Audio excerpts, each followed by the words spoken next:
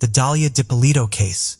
On a bright afternoon in Palm Beach, Florida, a man named Muhammad walked into the local police department with a shocking tale. He claimed that a woman, whom he knew only as Delilah, had approached him with an odd and disturbing request. Muhammad stated that Delilah had asked him to hire him to carry out a murder. While his story seemed plausible, Muhammad couldn't provide one crucial piece of information: Delilah's last name.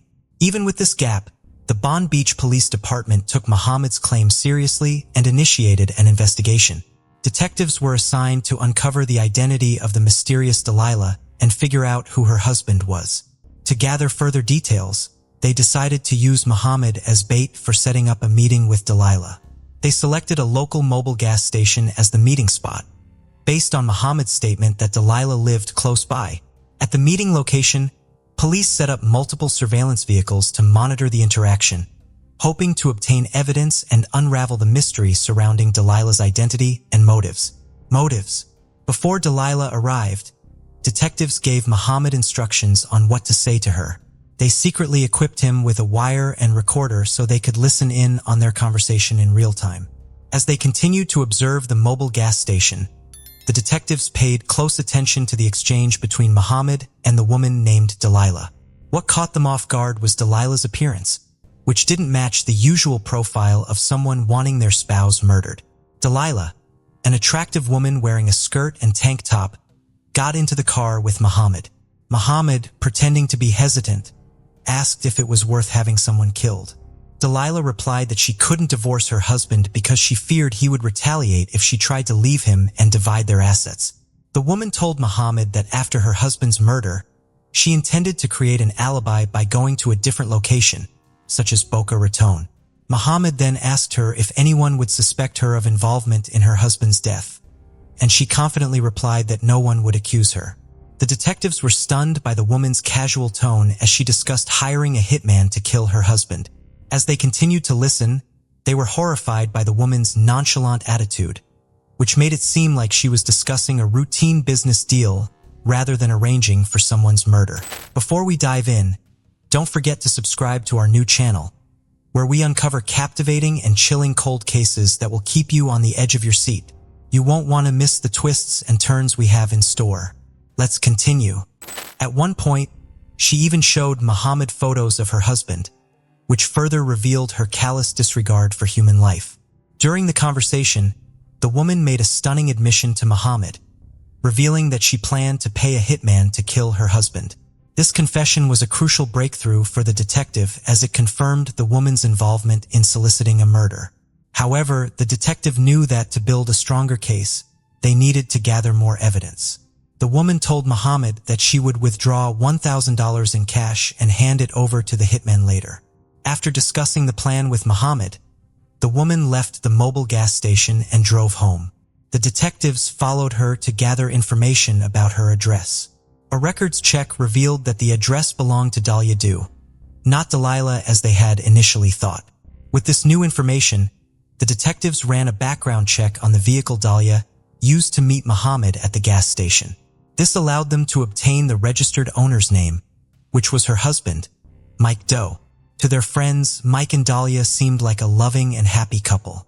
The two had met when Mike was browsing the internet at work, looking for something to do when he was feeling bored. Mike found a website that offered escort services and decided to hire one. This decision would have a profound impact on his life. When the escort arrived, Mike was immediately drawn to her physical attractiveness. He thought she was exceptionally beautiful, and he felt an undeniable attraction between them. As they spent more time together, they quickly developed a strong connection, effortlessly engaging in friendly conversations over the next few days. Mike and Dalia's friendship blossomed into a romantic relationship after they spent a weekend together. They quickly realized their feelings for each other went beyond friendship. As a result, they became a committed couple. A few months into their relationship, they stumbled upon an engagement ring store, which led to a conversation about marriage, a topic they had previously discussed. Mike was drawn to the idea of spending his life with Dalia and decided to purchase a ring, symbolizing his commitment to their future together. Despite their relationship moving quickly, Mike was deeply happy and in love. Before meeting Dalia, Mike had a troubled past. In February 2001, he was sentenced to 2 years in prison in Broward County, Florida for grand theft, fraud, and false telephone sales. At the time, Mike was struggling with drug addiction and desperation for money, which he later acknowledged was no excuse for his mistakes. Mike served his 2-year sentence and was given 28 of probation. The court granted Mike a lengthy probation period to give him time to pay back the significant amount of money he owed. However, when Mike returned home, he was unsure of how he would repay the debt. Determined to settle his debt, Mike found a job as a cook at a local restaurant, earning $350 weekly, which was insufficient to make a notable dent in the substantial amount he owed. To improve his financial situation and secure an early release from probation, Mike sought a better-paying job. A friend offered him an office job near his home, allowing him to transition from cooking to email marketing. As Mike and Dalia started dating, he eventually confided in her about his probation and the limitations it imposed. Mike explained that he required permission to leave the state while on probation. Dalia, who had a strong desire to travel, expressed her wish to explore the world with Mike. To help Mike become debt-free, Dalia offered to provide $91,000 if he paid the remaining balance, enabling them to clear the debt and start the life Dalia had envisioned. Dalia, a successful real estate agent, was financially stable and able to help her partner Mike pay off his debt and clear his name. Mike consulted his attorney to understand the process, and the attorney advised him to gather the necessary funds to be released from probation. To facilitate the payment, Dalia and Mike agreed that she would send the money from her Bank of America account to the attorney. Dalia informed Mike that she had transferred the funds, but when Mike followed up with the attorney, he was told that the payment had not been received. Mike waited a day and then asked Dalia about the status of the transfer. However, Dalia insisted that she had sent the money, leaving Mike frustrated and unsure about what was happening. Mike's concern grew, so he contacted his attorney again, only to be told that they still hadn't received anything. Dalia claimed to have sent the money to the attorney, but couldn't explain the delay. 2 days had passed since the transaction, but the attorney remained without the funds. Mike asked Dalia for proof of the transaction, needing the receipt to verify the details. However, Dalia suspected foul play, suggesting the attorney might have stolen the money. She vowed to find the missing sum, while Mike sought to move past the misunderstanding. Meanwhile, a supervisor at the Bonn Beach Police Department reached out to Sergeant Whitey Jean for assistance.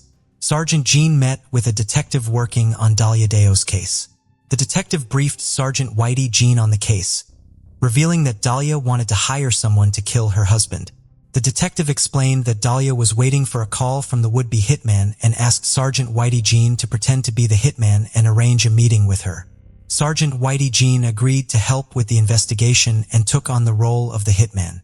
As the hitman, he contacted Dalia and demanded a $3,000 advance and the key to her house. The detective had requested the key as part of their plan to make Dalia believe the murder would happen at her home.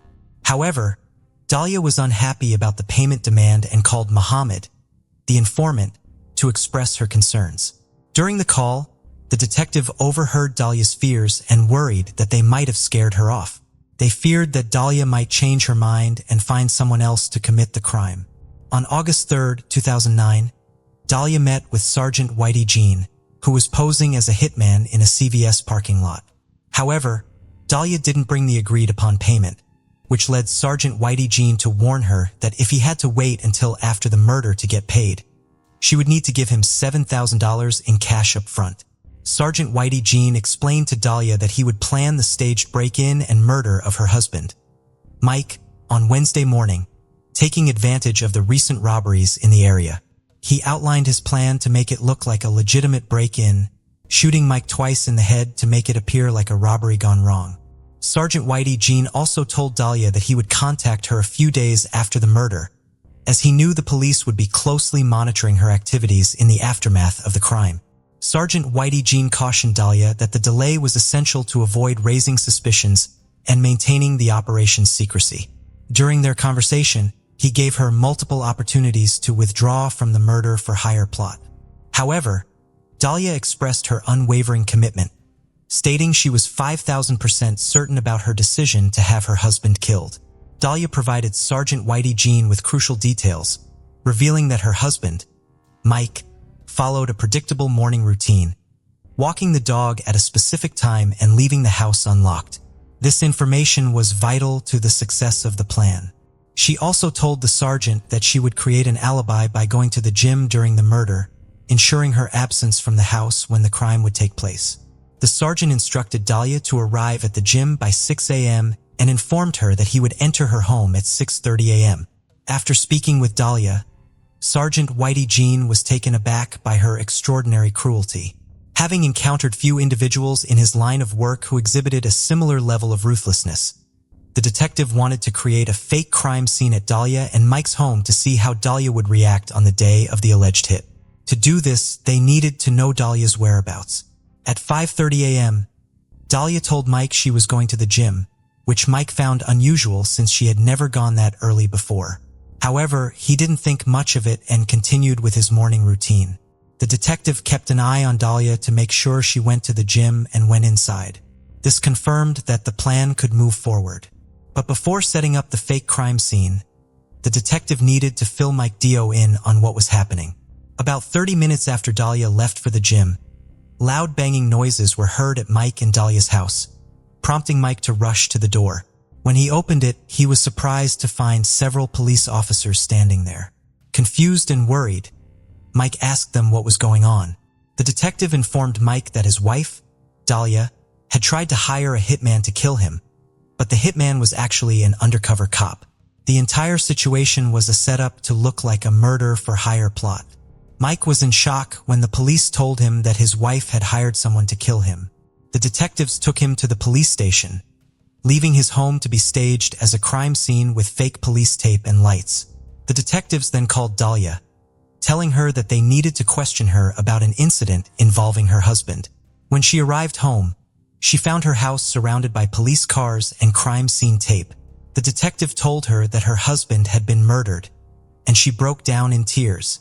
However, the detective noticed that Dalia's reaction seemed unusual, as she didn't produce any tears. The detective began questioning Dalia about suspects, trying to get her to confess to hiring the hitman. Dalia claimed that her marriage was fine and that Mike's problems with probation and a stock fraud conviction might have led to his murder. Unbeknownst to her, Mike was watching from another room. The detective then revealed that they knew the truth behind the murder and brought in Sergeant Whitey Jean, who Dalia claimed she didn't know. The detective arrested Dalia for solicitation of murder, revealing that the hitman was an undercover cop. Mike was given the chance to confront Dalia, but she refused to admit her guilt. Dalia's trial took place on April 26, 2011, where Mike testified against her for 3 days. Her defense argued that the entire plot was a publicity stunt for a reality TV show, but Mike denied any involvement. Mike denied any interest in reality TV shows and claimed he had no involvement in Dalia's alleged plot to kill him. He also stated he had no knowledge of public relations. After the trial, the jury found Dalia guilty of solicitation to commit first-degree murder with a firearm, and she was sentenced to 20 years in prison. Mike was relieved by the verdict, but also felt a sense of closure, knowing justice had been served. However, Dalia's attorneys appealed the conviction, citing a juror's remark about Dalia poisoning Mike's Starbucks drink, which was not presented as evidence during the trial. The appellate court reversed the conviction, and a second trial was held. Despite the state's confidence in their case, the jury reached a hung verdict resulting in a mistrial. A third trial was held, and Dalia was again found guilty, this time receiving a 16-year prison sentence. Dalia's defense team continued to appeal her conviction, but the Florida Supreme Court and the U.S. Supreme Court declined to review her case. Her attorneys planned to file a motion with a federal judge to review the third trial for constitutional violations, which would be their last chance to secure a new trial. Despite her conviction, Dalia has become a respected figure in prison, leading a Bible study group and earning praise from fellow inmates. She is separated from her young son, who lives with his grandmother and deeply misses being with him. The case of EMT Corgan.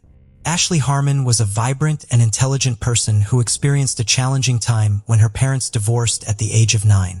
During this period, she took on a maternal role, caring for her 5 siblings and protecting them. Ashley's faith was the cornerstone of her life. As a devout Mormon and a member of the Church of Jesus Christ and the Latter-day Saints, she turned to her faith in God for strength and comfort during difficult times. Her unwavering belief provided her with a sense of peace, resilience, and determination, enabling her to overcome obstacles and face challenges with courage. In February 2003, while studying human development at Utah State, Ashley met Emmett, a philosophy student.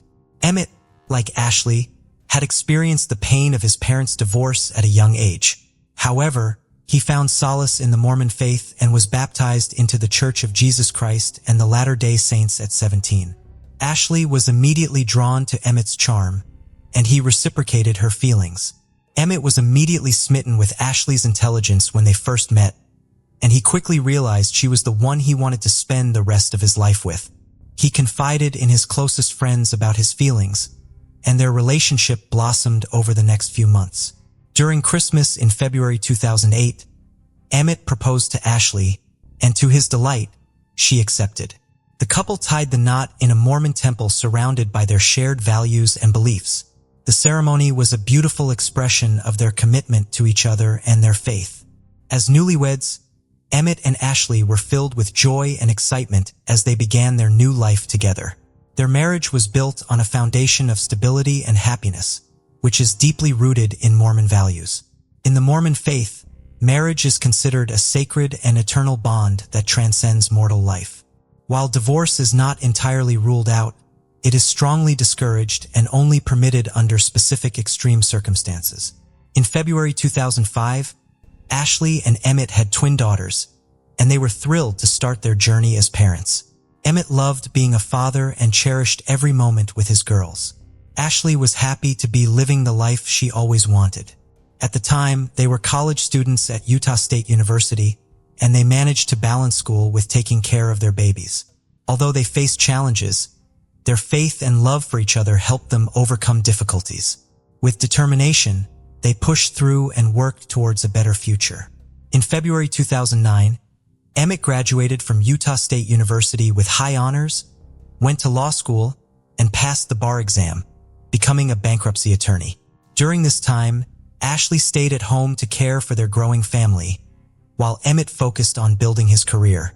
Ashley Corgan took on the role of managing the household and raising their 4 young children.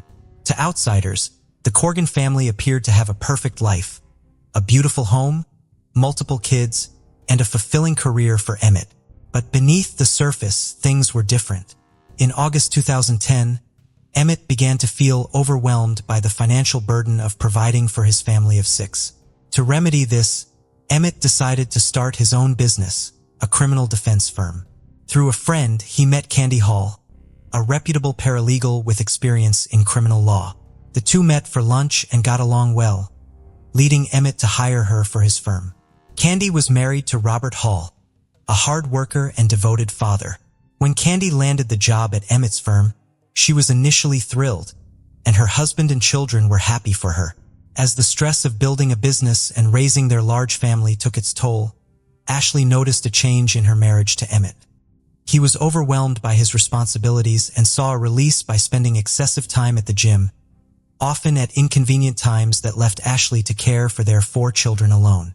Despite their growing distance, Ashley and Emmett welcomed their 5th child, a son, on January 15, 2011.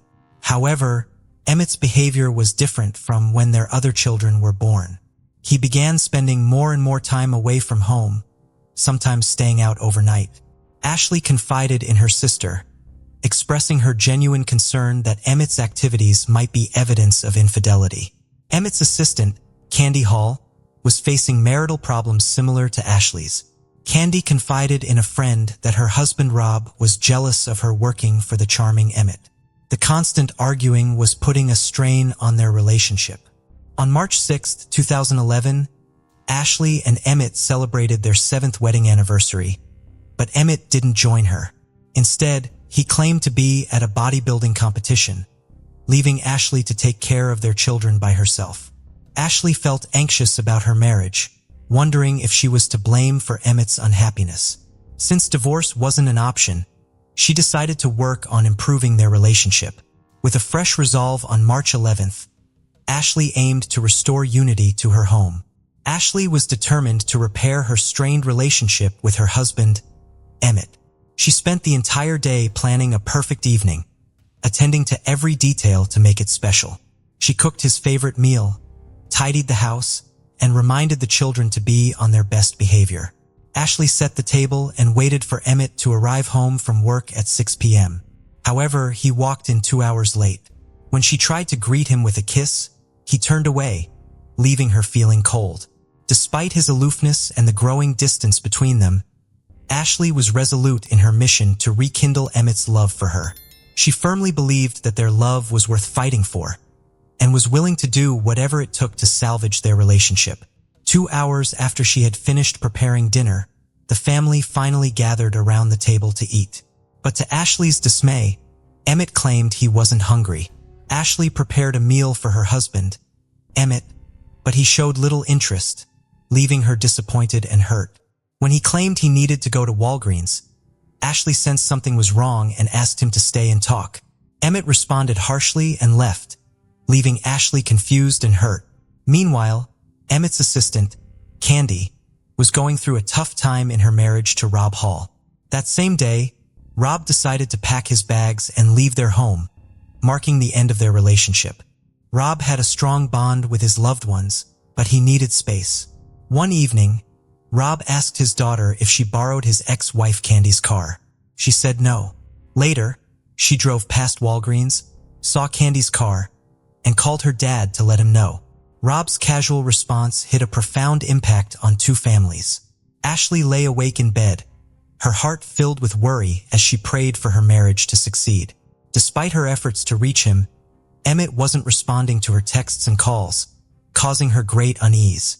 Her instincts told her something was wrong, and she felt a sense of dread. Meanwhile, at around 1 p.m., a 911 call reported gunshots and a screaming woman in the Walgreens parking lot. The police responded quickly, unsure of what they would find. They didn't know if it was a random shooting, a botched drug deal, a robbery, or something else. As the first officer approached the scene, he was met with a disturbing sight. A lifeless body on the ground, and another person wounded and clutching their head in pain. The injured person was rushed to the hospital with a gunshot wound, leaving the police with many unanswered questions. Amidst the chaos, the police were wanted to speak with one woman in particular, Candy Hall, who was present at the crime scene. Candy identified the man in the hospital as her husband, Rob, and the deceased man as her boss, Emmett. Emmett had suffered 2 gunshot wounds to the head and chest. Shortly after Emmett's body was discovered in the Walgreens parking lot, his wife Ashley received a knock on her door. When she answered, police officers broke the devastating news to her. Her husband, Emmett, was dead, a victim of a shooting. Ashley was shocked and distraught, unable to fathom what had led to this tragic event. The police then asked Ashley if she was familiar with Rob and Candy Hall. Ashley revealed that she knew Candy as Emmett's assistant, but she had long suspected that the two were having an affair. The police brought Candy in for questioning at the station, determined to piece together the events leading up to Emmett's murder and Rob's shooting. During the interrogation, Candy denied having a romantic relationship with her boss Emmett, and she vehemently rejected any suggestion of intimate relations. According to Candy, she had driven to Walgreens that night solely to pick up a prescription. Candy and Emmett met by chance in a store and decided to take a drive in Emmett's car. During the drive, Candy's phone rang. It was her estranged husband, Rob. Candy told Rob she was with Emmett, which sparked Rob's jealousy and led to him making a violent threat against Emmett. After the phone call, Candy and Emmett stopped at a gas station and eventually arrived at Walgreens. When they got out of the car, Candy saw Rob waiting for them, visibly angry. The situation escalated into a heated argument and physical fight between Rob and Emmett. Amidst the chaos, Candy heard 3 loud gunshots and turned to see both men on the ground. She saw a gun lying nearby, picked it up and threw it away. When questioned by detectives, Candy claimed she didn't know who fired the first shots. Rob, who suffered a superficial gunshot wound to the head, was treated at the hospital and then interviewed by detectives. He told them that the gun found at the scene was his, and that it fell out of his pocket during the fight with Emmett at Walgreens. According to Rob, Emmett dove for the gun, and they struggled over it, resulting in Emmett shooting him in the head. Rob claimed he didn't know who shot Emmett during the struggle. The detectives weren't surprised that Rob didn't remember much due to his head wound from the gunshot. However, they did wonder if Emmett had fired the first shot, considering he ended up dead. To get to the bottom of the incident, which occurred in the Walgreens parking lot, the detectives checked the security footage. Upon reviewing the footage, they saw Rob Hall arrive at the parking lot at 9:55 p.m. 1 minute later, he entered the Walgreens store, rushing through each aisle as if searching for someone. The footage then showed Rob leaving the store at 10:06 p.m. and parking his car beside the candy section, where he waited for several minutes. 10 minutes after the shooting, Emmett's truck appeared on security footage as it pulled into the parking lot, but the shooting itself wasn't caught on camera. Although Candy, Emmett's assistant, initially denied having a romantic relationship with her boss, coworkers whispered that they were more than just colleagues. In fact, coworkers often saw Candy and Rob spending time together in Rob's office with the door closed. Just 3 weeks after she started her job, detectives made a surprising discovery. Emmett had accompanied Candy to the public defender's office to discuss divorcing Rob. During their investigation, crime scene investigators searched Emmett's vehicle and found steroids in the glove compartment. This didn't surprise many of Emmett's loved ones, as he was obsessed with bodybuilding and had been acting strangely, leading them to suspect he was using steroids. When Candy gave her statement to the detectives, she described a distinctive pattern of gunshots that suggested Rob had shot and killed Emmett twice before turning the gun on himself. This evidence was enough for the detectives to obtain an arrest warrant for Rob Hall, charging him with first-degree murder. Rob was arrested and charged with Emmett's murder. The consequences of Rob's actions were severe. If convicted, he faced life in prison without parole or the death penalty. As the trial approached, Ashley, Emmett's wife, hoped it would bring her some closure. She believed that understanding her husband's infidelity and death would help her heal. Prosecutors argued that Rob was angry at Emmett for having an affair with Candy, and blamed Emmett for ruining his marriage. According to the prosecution, Rob shot Emmett and then killed himself. However, Rob's defense team told a different story. They claimed Emmett was the aggressor on the night he died and that he had a history of steroid abuse. They alleged that during the altercation, Emmett grabbed Rob's gun and shot Rob before Rob regained possession and killed Emmett in self-defense. One of the key witnesses in Rob's trial was his wife, Candy. Her testimony differed slightly from her initial statement to the police. Instead of hearing 2 rapid gunshots followed by another, she claimed to have heard a pop followed by 2 more rapid pops. This new version of events supported the defense's argument that Emmett shot Rob first. To prove Rob was the shooter, prosecutors presented forensic evidence that the type of weapon used in the parking lot shooting left significant gunshot residue, GSR, after firing. Investigators tested Rob and Emmett for GSR and found that Rob's left palm had 32 particles. His right palm had 23, while Emmett had only 1 particle on his left hand and none on his right. The forensic evidence proved that Rob was the one who fired the gun 3 times, and Emmett never possessed the weapon. After careful consideration, the jury found Rob Hall not guilty of first-degree murder, but guilty of second-degree murder, which means the murder was not premeditated. The judge sentenced Rob to 30 years in prison. Rob will be eligible for parole in 2028 when he is 58 years old.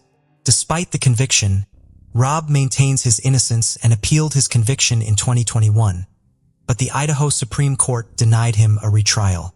2 months after Emmett's murder, Candy Hall was arrested and charged with embezzlement for allegedly stealing money from her previous employer. This charge was unrelated to Emmett's murder.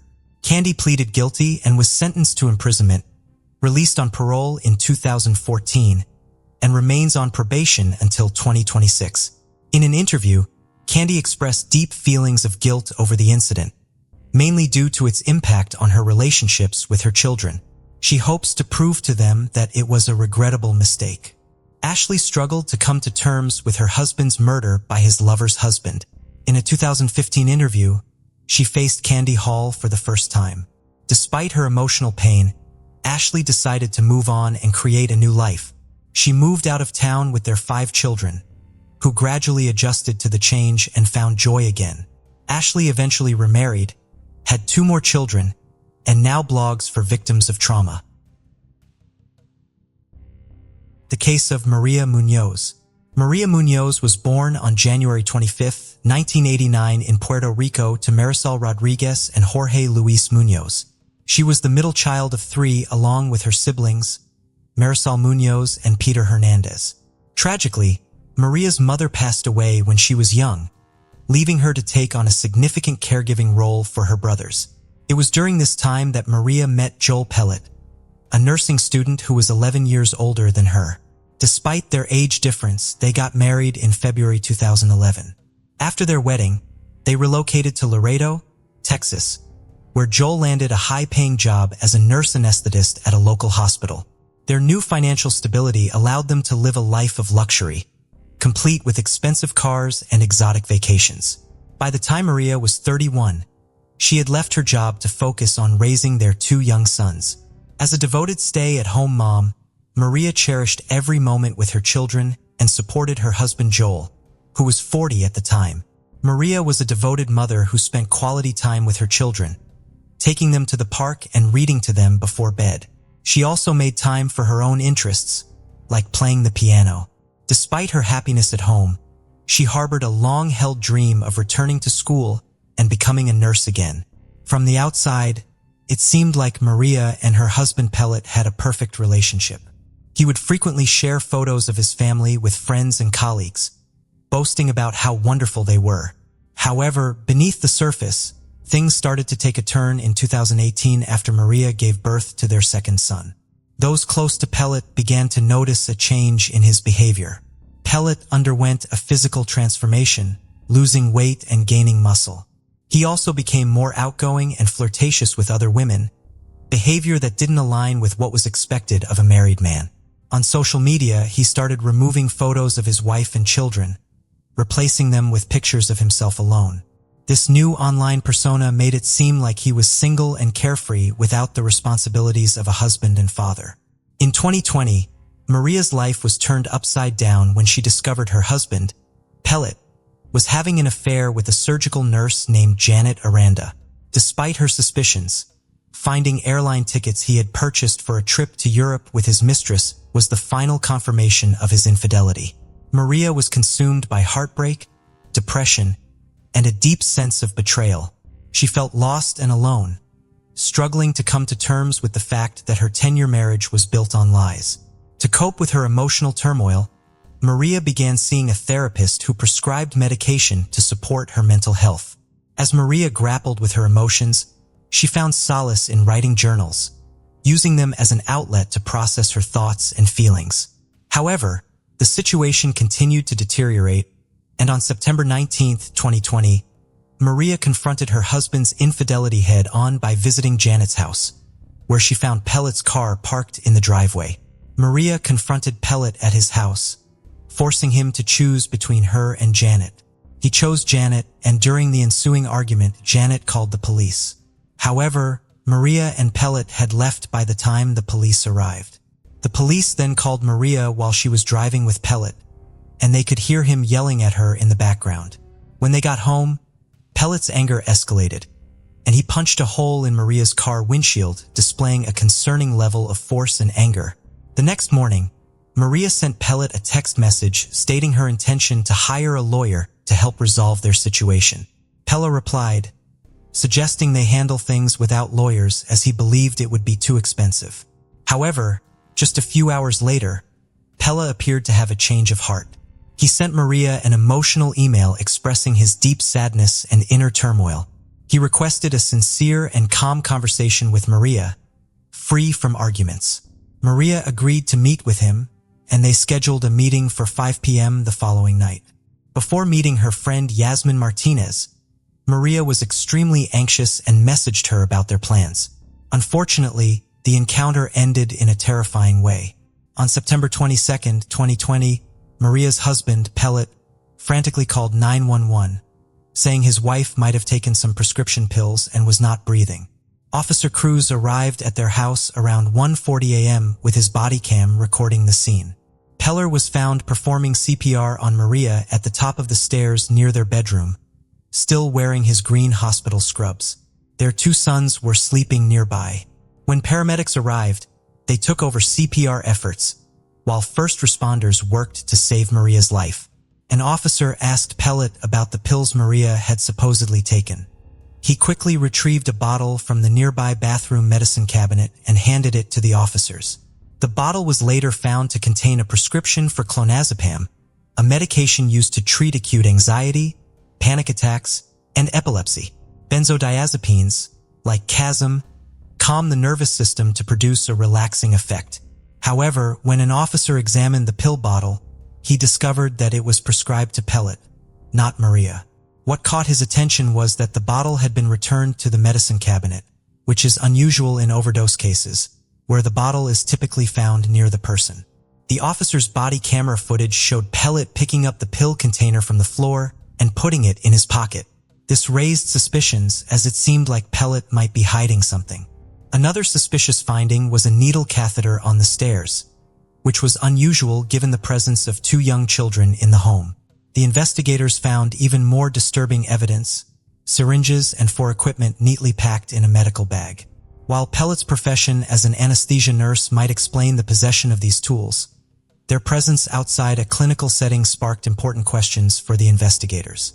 Pellet told the officers that Maria had been struggling with severe depression, and her mental health had been declining. He said she had taken pills to cope with her emotions. But unfortunately, despite the responders' best efforts, she couldn't be revived and was pronounced dead at 3:58 a.m. After Maria's death, the officers questioned Pellet further in the kitchen.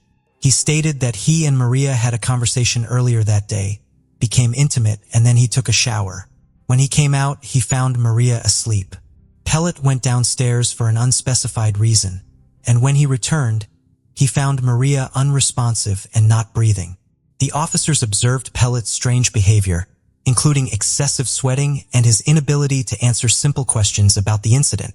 The officer noticed that Pellet was sweating excessively, more so than anyone else, including the first responder who had been trying to revive Maria for 2 hours.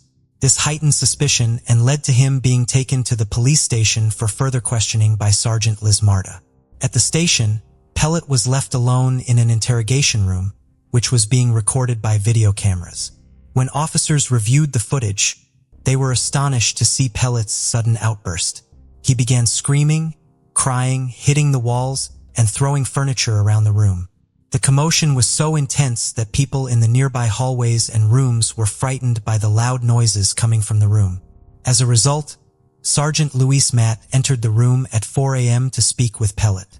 During their conversation, Pellet opened up again about the events surrounding Maria's death. In a shocking revelation, Pellet also confessed to having an affair with a woman named Janet. He revealed that he had left the family home 5 months prior and was living with Janet at the time of Maria's death. He shared that he had been involved with Janet for 2 years, and Maria had been aware of the affair beforehand. On the night Maria died, her husband visited their family home to talk to her about their marriage. After their conversation, they were intimate. He thought she had fallen asleep in her room, but when he checked on her 10 minutes later, he found her unresponsive. The husband confessed to the officer that he had given Maria clonazepam, a medication prescribed to him to help with her anxiety and depression. However, he couldn't provide details about how many pills she had taken or how many were left in the bottle. Despite being questioned, the husband was unable to provide any additional information to help clarify what had happened. He was released and an autopsy was performed on Maria just 8 hours after her death. The timing of the autopsy meant that any cause of death should still be detectable in her stomach contents. However, the autopsy results revealed a surprise. No traces of pills were found in Maria's stomach. Instead, the medical examiner discovered a small red pinprick mark on the inside of her elbow, which suggested that she may have been injected with something.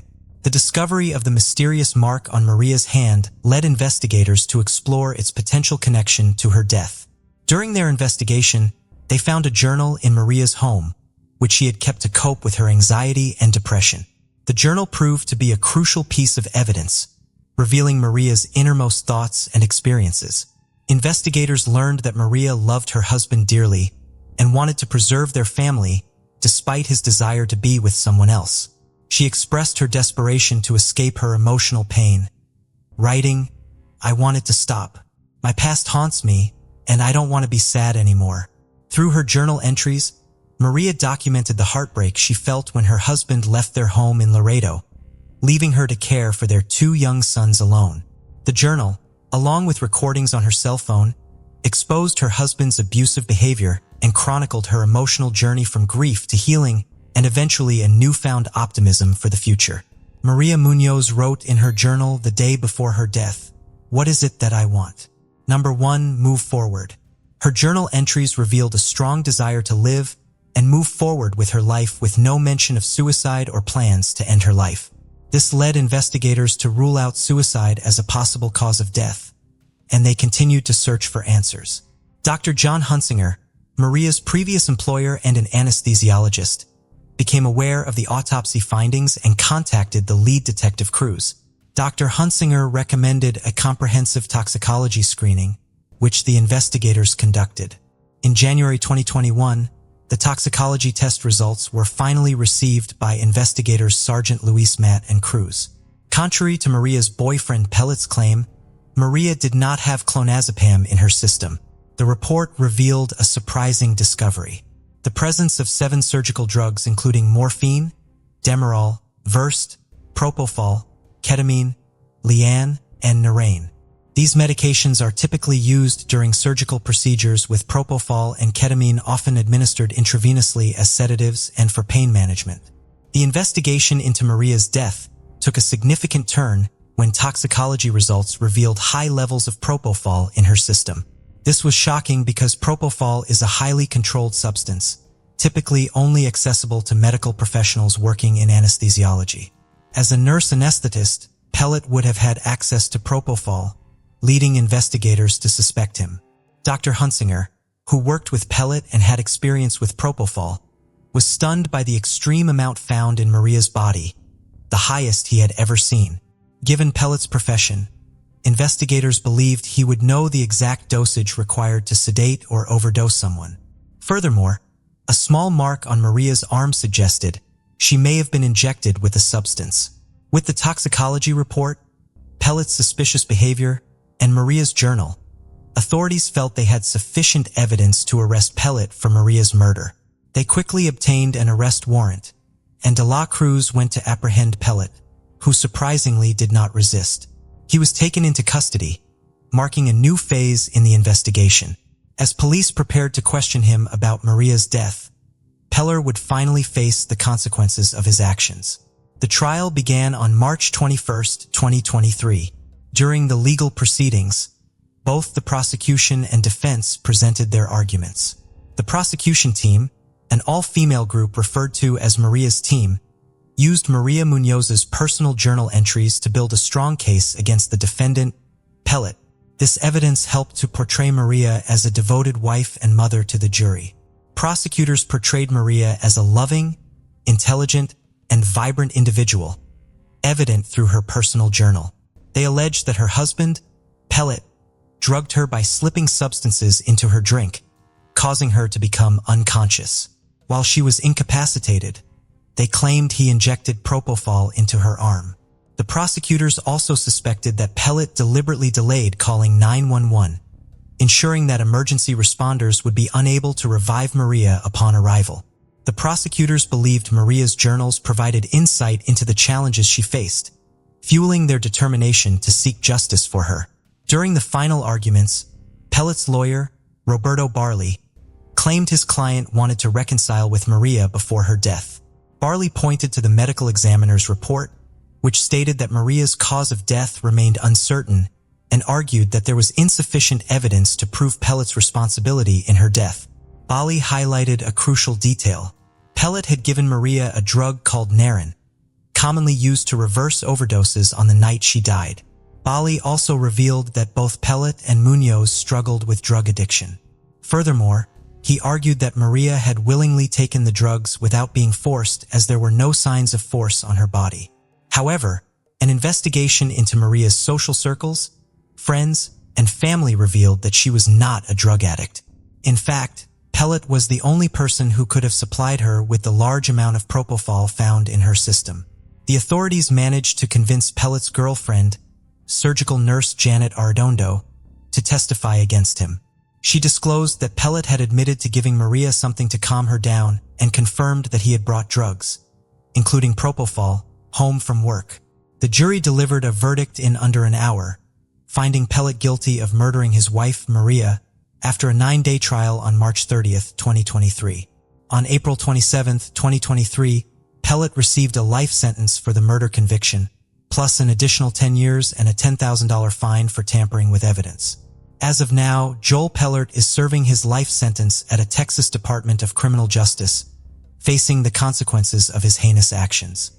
His imprisonment serves as a testament to accountability and a tribute to Maria's life, ensuring that her memory is honored through the pursuit of truth and justice. The reason behind Joel Pellet's brutal act of killing his wife, Maria Munoz, is not entirely clear. However, according to the prosecution, it is believed that he was driven by a desire to end his marriage and start a new life with his girlfriend, Janet Arredondo. Regardless of the motive, Pellet's actions were inexcusable, and justice had to be served. The jury's verdict has brought a sense of closure to this tragic case, confirming that heinous crimes like this will not be tolerated. The conviction serves as a powerful reminder that those who commit such atrocities will face the full weight of the law. The case of Kouri Richins. Eric Richins was born on May 13, 1982, and left a lasting impact on those around him.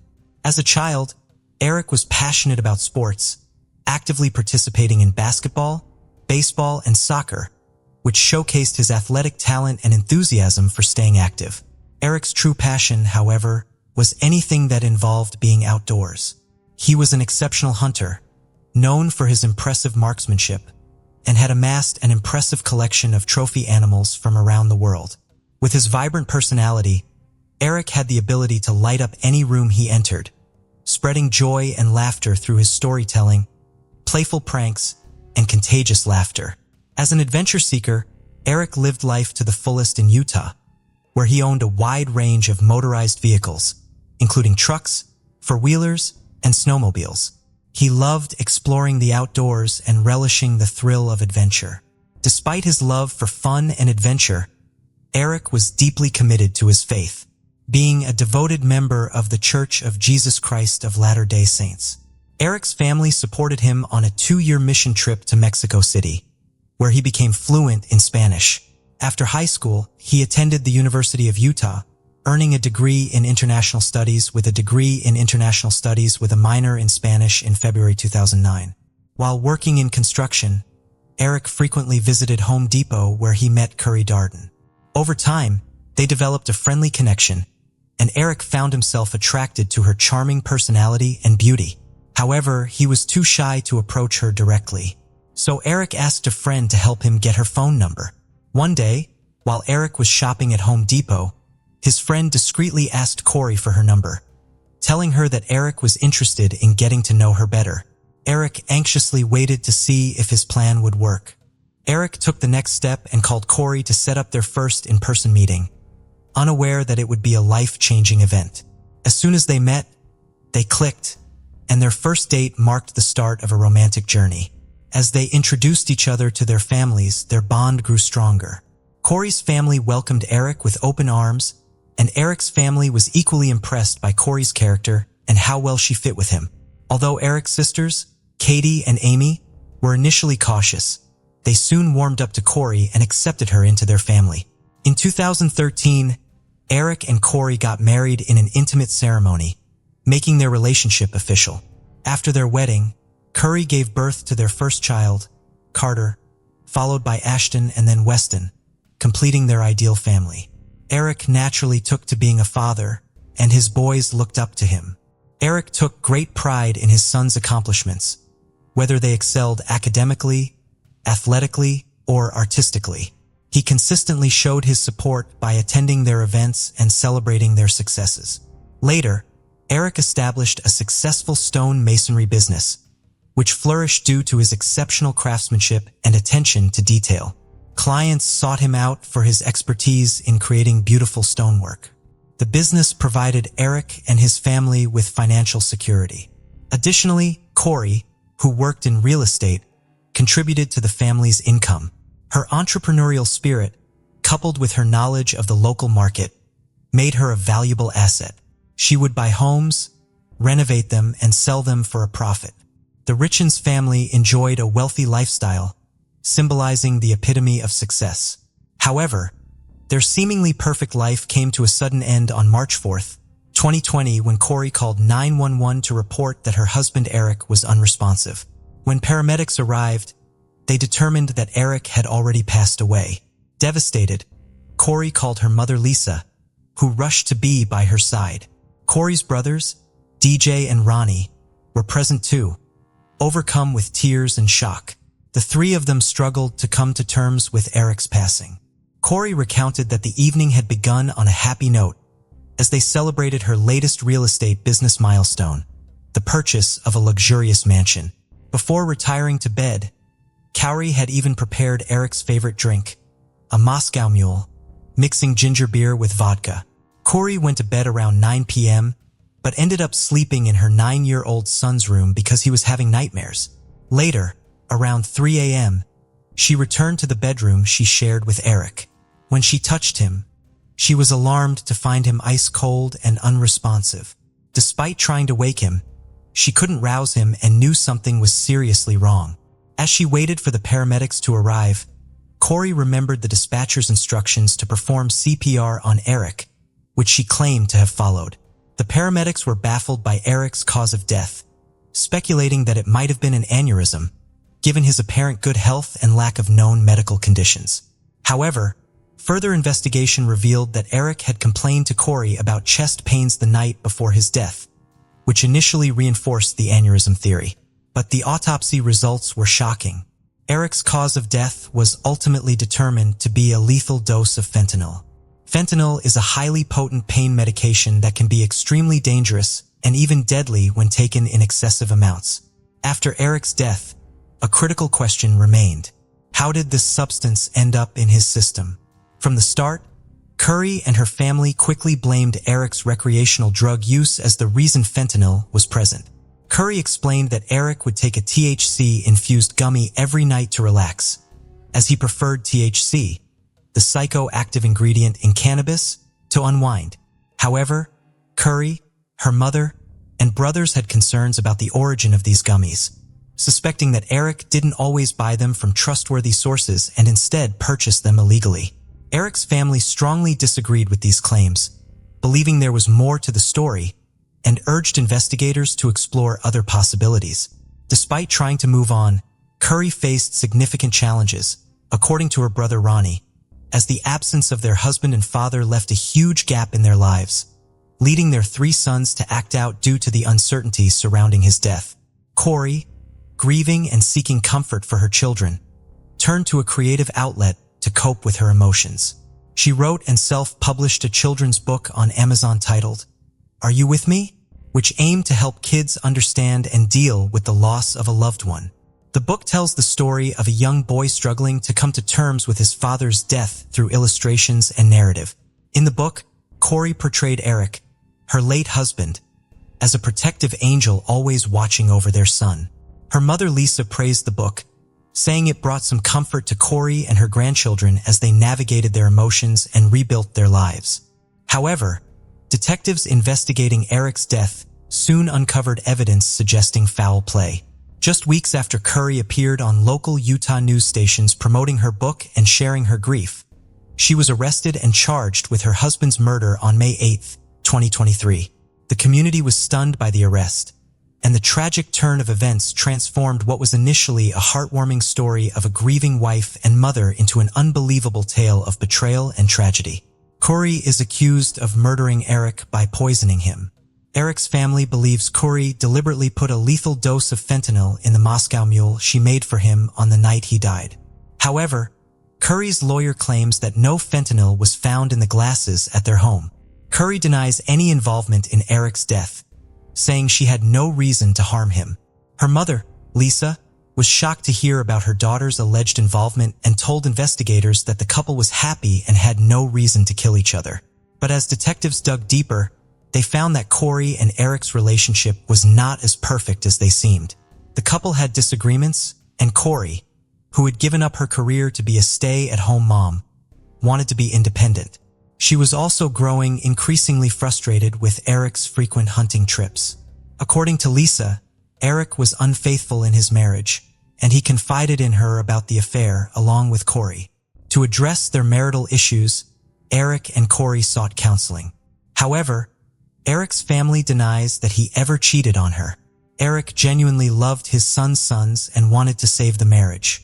Despite his efforts, Eric was preparing for a potential divorce. He set up a secret trust with his sister Katie without revealing his intentions. The investigation uncovered that Eric had 6 life insurance policies worth $3 million. Furthermore, Kouri forged Eric's signature on an additional $100,000 policy just 2 months before his death. It was also discovered that Kouri allegedly stole money from Eric's personal accounts and misused business funds over several years. Contrary to her claims, Kouri's house-flipping business was failing, according to Eric's family representative. Kouri's company was deeply in debt with millions of dollars owed. According to the spokesperson, Kouri urgently needed cash, and a prenuptial agreement signed before the marriage stated that she would not inherit the business assets if they were to divorce.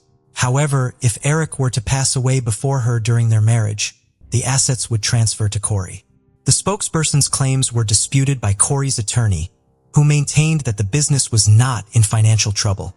The attorney explained that the debt was a normal part of the house-flipping business as it relied on lines of credit that would be repaid once the properties were sold. Kouri's attorney clarified that the large debt figure mentioned was simply a result of regular business transactions. Kouri's mother, Lisa, recalled that Eric had been supportive of Kouri's business ventures, particularly when they bought the mansion where they were celebrating on the night of his death. In Heber Valley, Utah, a 10-acre estate with a mansion sat vacant since its construction in 2017. Despite being close to popular ski resorts and Deer Creek Reservoir, this prime location offered endless opportunities for outdoor recreation. Kouri, with the help of investors, bought the mansion with plans to renovate and transform it into a recreational hub. Her goal was to sell the property at a significant profit. After consulting an accountant, Kouri and Eric discovered that they could potentially make a $12 million profit from the sale of the property, a substantial return on the initial $3 million investment. However, there's a discrepancy in Eric's involvement. While he seems to be on board with the purchase, his family claims he was against it and had a heated argument with Kouri about buying the mansion. Eric's family spokesperson claims that Kouri gave Eric a drink containing fentanyl on the night of his death, and they believe this was not Kouri's first attempt to harm Eric. They allege that in 2019, during a trip to Greece, Eric became violently ill after Kouri gave him a drink. But Kouri's brother Ronnie denies this, saying Eric was mistakenly given an alcoholic drink by a bartender while taking antibiotics. Eric's family also claims that Kouri tried to kill Eric again on Valentine's Day 2022, a month before his death, when she brought him a sandwich that caused him to break out in hives and struggle to breathe. After Eric's death, Kouri's behavior was questioned, including an incident where she allegedly attacked her sister Amy when she tried to open a safe containing a large amount of cash. Kouri claimed she was defending herself to retrieve important documents, but was charged with assault and pleaded no contest in June 2023. Kouri appeared in court for a 4-hour bail hearing, during which her attorney tried to convince the judge to release her on bail. Prosecutors presented 3 witnesses and evidence to argue that Kouri had poisoned her husband. One of the witnesses, a cell phone expert, testified about Google searches found on Kouri's phone, including queries about retrieving deleted iPhone messages, FBI's ability to find deleted messages, and the lethal dose of fentanyl. However, Kouri's attorney countered that these searches were conducted after her husband's death as Kouri sought answers to the accusations against her. The prosecution also questioned the lead detective about potential sources Kouri might have used to obtain the drugs that killed Eric. According to the detective, a woman named Carmen Laba, who claimed to work as a cleaner for Kouri's business and home, told investigators about a meeting that took place in early 2022. During a call, Kouri asked Carmen to buy fentanyl pills for an investor with a back injury. Carmen, who had a history of drug-related crimes and was on probation, agreed to the request. She later told detectives that she purchased 15 to 30 fentanyl pills and met with Kouri to exchange them for cash. This exchange happened on February 11, 2022, just 3 days before Valentine's Day. Around the same time, court documents suggest Kouri tried to poison Eric with a sandwich. Carmen also told detectives that Kouri contacted her again, looking for even stronger drugs. She said Kouri paid her with a check this time. Specifically, Carmen claimed that Kouri wrote her a check for $1,300 about a week after Eric's death. However, Kouri's attorney questioned whether the check could have been payment for cleaning services instead, and the detective acknowledged that this was possible. Kouri's lawyer tried to discredit Carmen by pointing out her criminal history, including 4 first-degree felonies, and suggesting that she might not be a trustworthy witness. The lawyer claimed that Carmen may have been coerced into saying she sold drugs to avoid a long prison sentence, as the detective allegedly told her she would face serious consequences if she didn't cooperate. The lawyer also asked if there was any physical evidence to prove Carmen had bought drugs. The detective admitted that they found no text messages showing Kouri asking Carmen for drugs, and no witnesses came forward to confirm they had seen the exchange. At the bail hearing, Eric's sister spoke to the judge, expressing her family's distress over Eric's death, and their fear that if Kouri was released on bail, he would cause them further pain. Eric's sister asked the judge to keep Kouri in custody, and the judge accepted her request. Meanwhile, Kouri's family was upset because Kouri was not allowed to leave jail before her trial and would have to stay there. They believed that Kouri's time in jail was affecting her mental and physical health. In 2023, something serious happened to Kouri while she was taking medicine given to her by the jail officials. She had a seizure and was quickly taken to the hospital from the jail. While Kouri was in jail, she claimed that the officials gave her the wrong medication, which caused her to experience adverse effects. Fortunately, she recovered after being treated at a hospital. During her hospital stay, jail officials found a handwritten unsent letter in her cell. They filed it into court records, claiming it was a note from Kouri to her mother. Prosecutors argued that this letter provided additional evidence of Kouri's intentions and motivations. In November 2023, they requested a no-contact order to restrict Kouri's access to her mother and brothers, mainly due to the letter. Prosecutors claimed that the letter was evidence of tampering. According to prosecutors, the letter instructed Kouri's mother on how her brother Ronnie should testify in court. Specifically, Kouri allegedly wanted Ronnie to claim that Eric had admitted to obtaining pain pills containing fentanyl from Mexico during his trip abroad. The letter also instructed Ronnie to obtain text messages from Eric discussing his drug use. Kouri stressed the need to link Eric's Mexico activities to his alleged drug involvement. Despite this, she vehemently denied accusations that a letter was an attempt to tamper with witnesses, claiming it was a work of fiction she wrote as a fantasy story.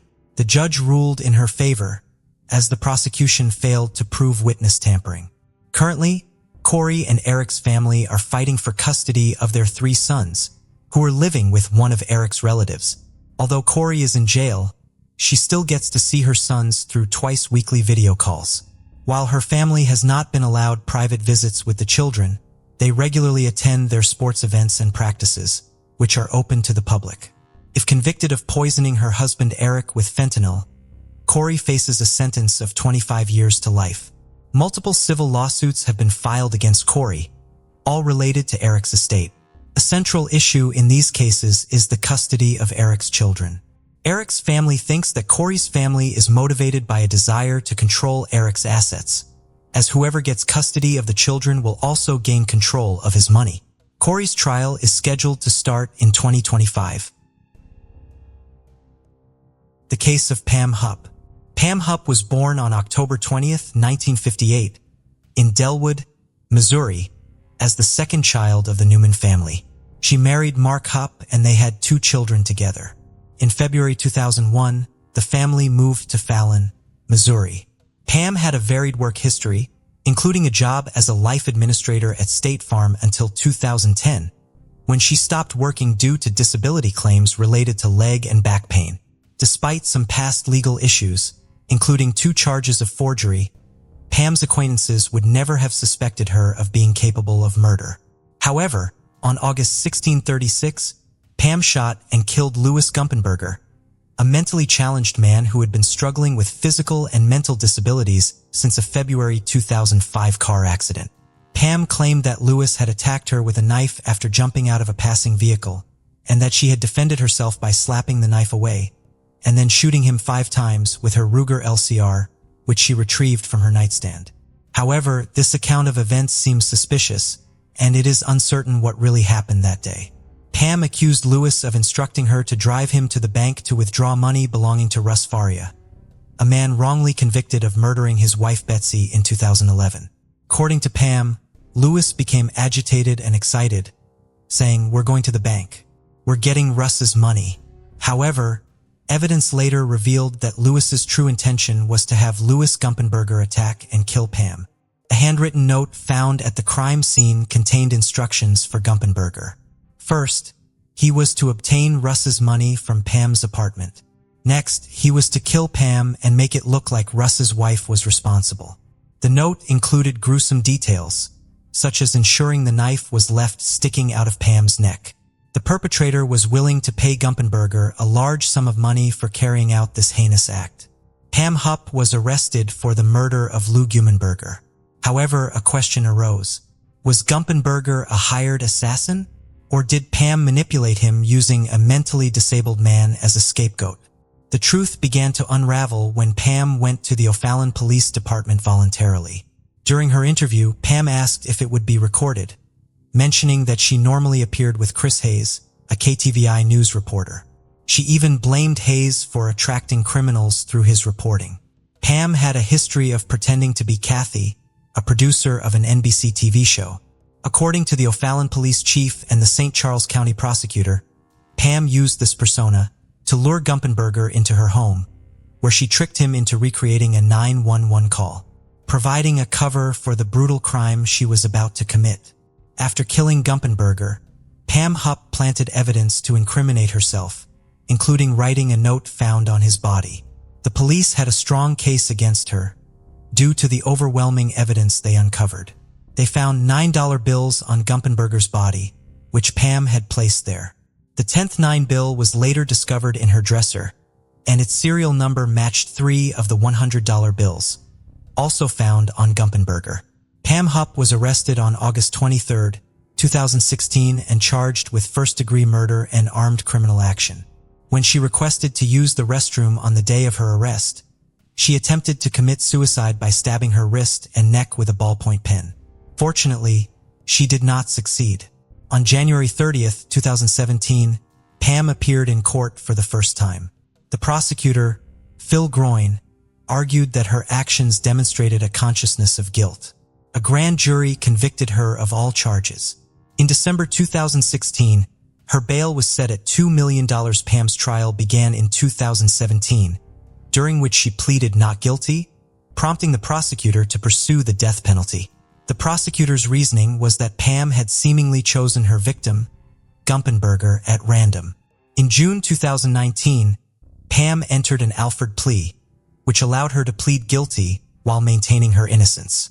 This move nullified the death penalty charge and led to a jury trial being canceled. As a result, Pam was sentenced to life imprisonment without parole in August 2019.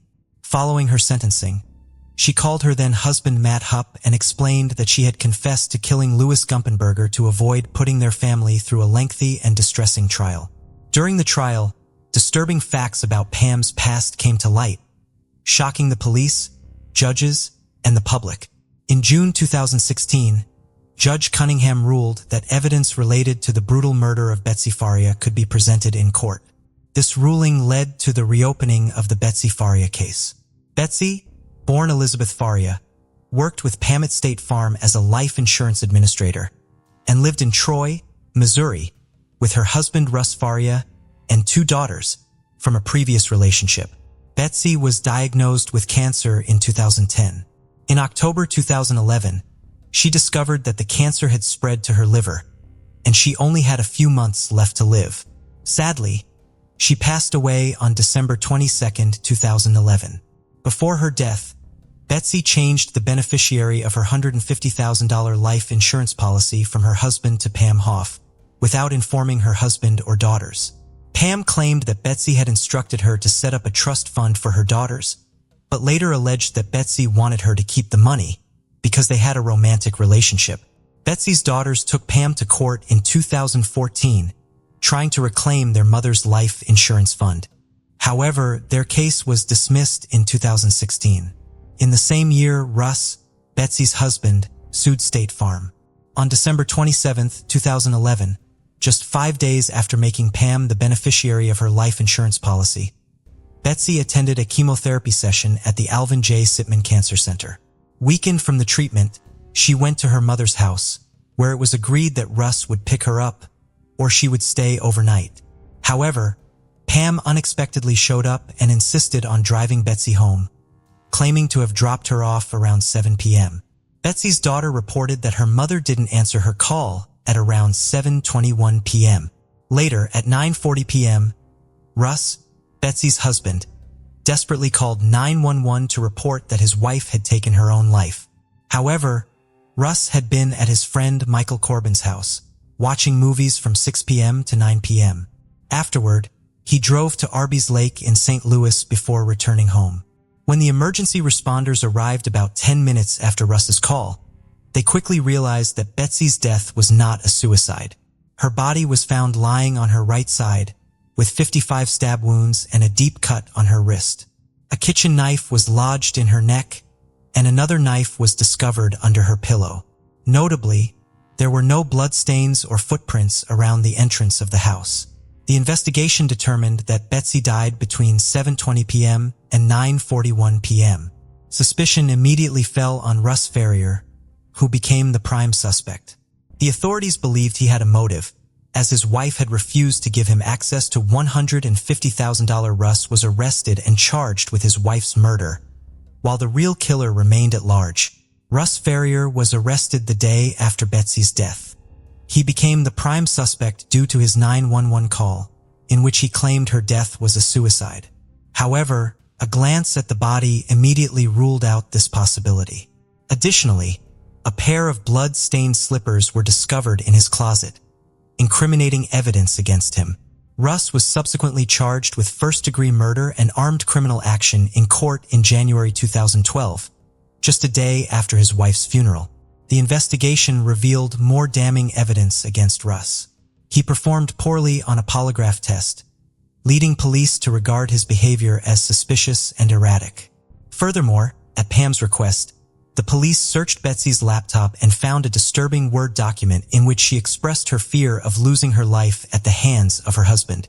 Russ was held on a $250,000 bail, which he couldn't afford, so he was kept in county jail until his trial on November 18, 2013. During police questioning, Pam revealed that Russ had a history of violence, heavy drinking, and had previously threatened Betsy, making it easy to suspect him of the murder. The prosecution argued that Russ had a strong motive to kill his wife.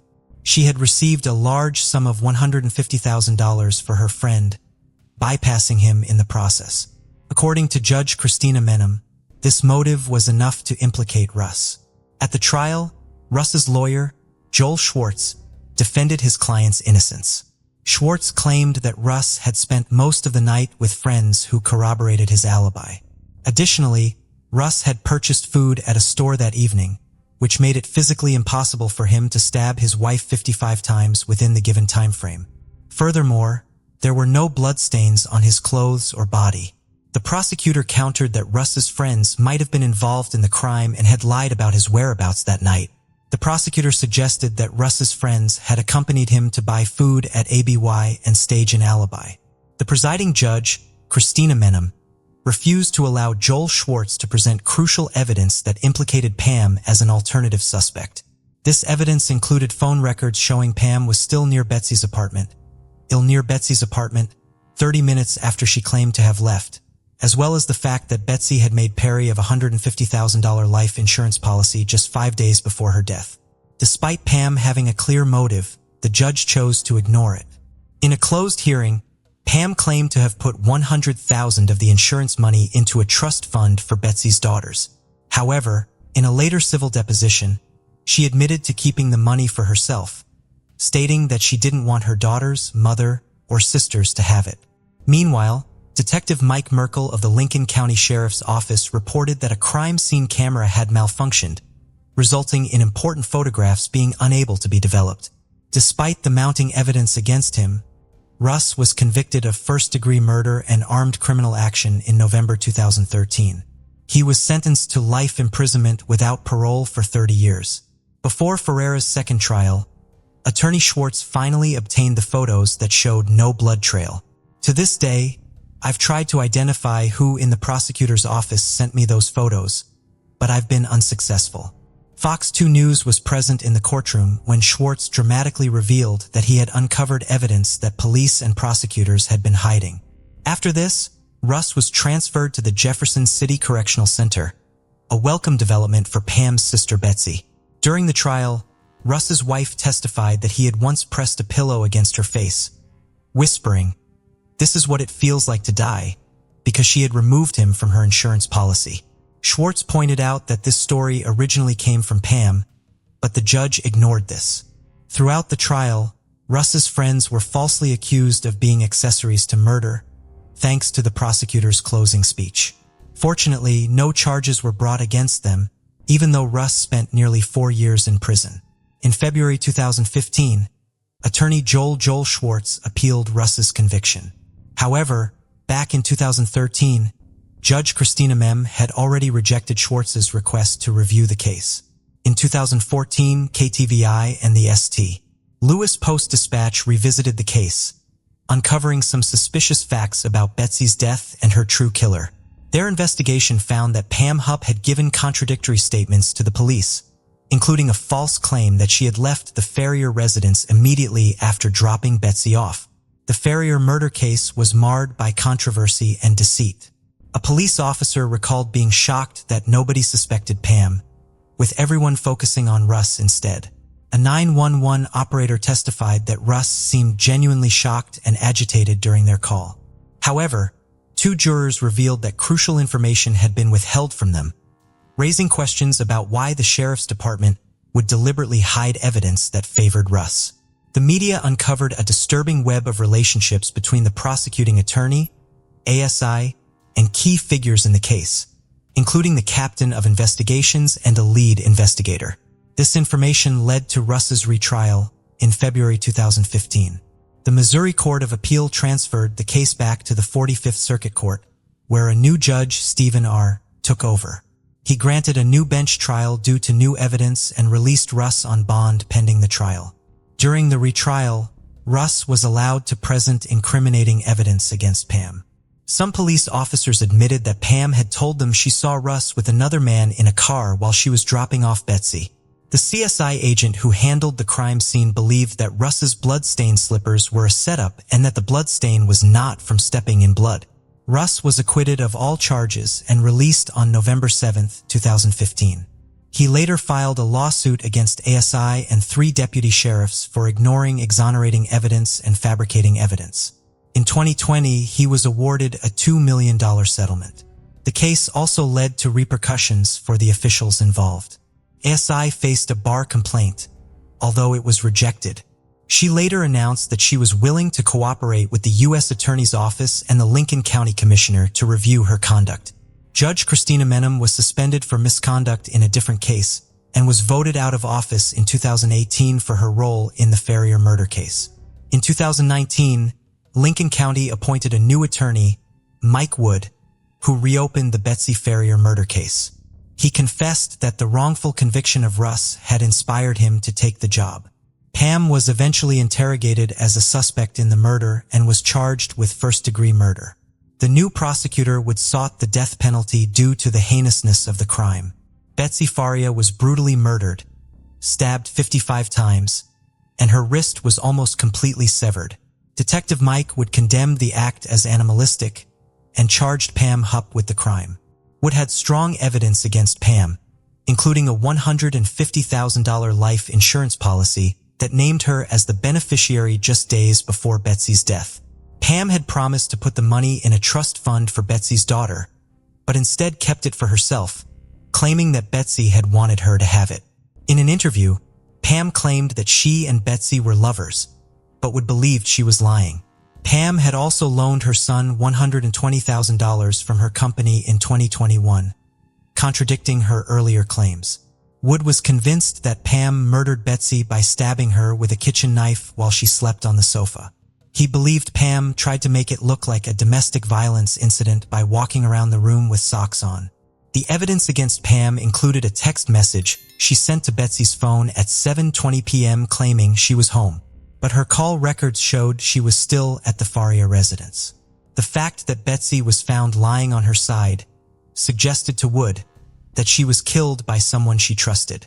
Pam pleaded not guilty of the crime, but her trial was delayed multiple times due to her attorney's death and other issues. Finally, in 2023, the trial was scheduled to start in 2025.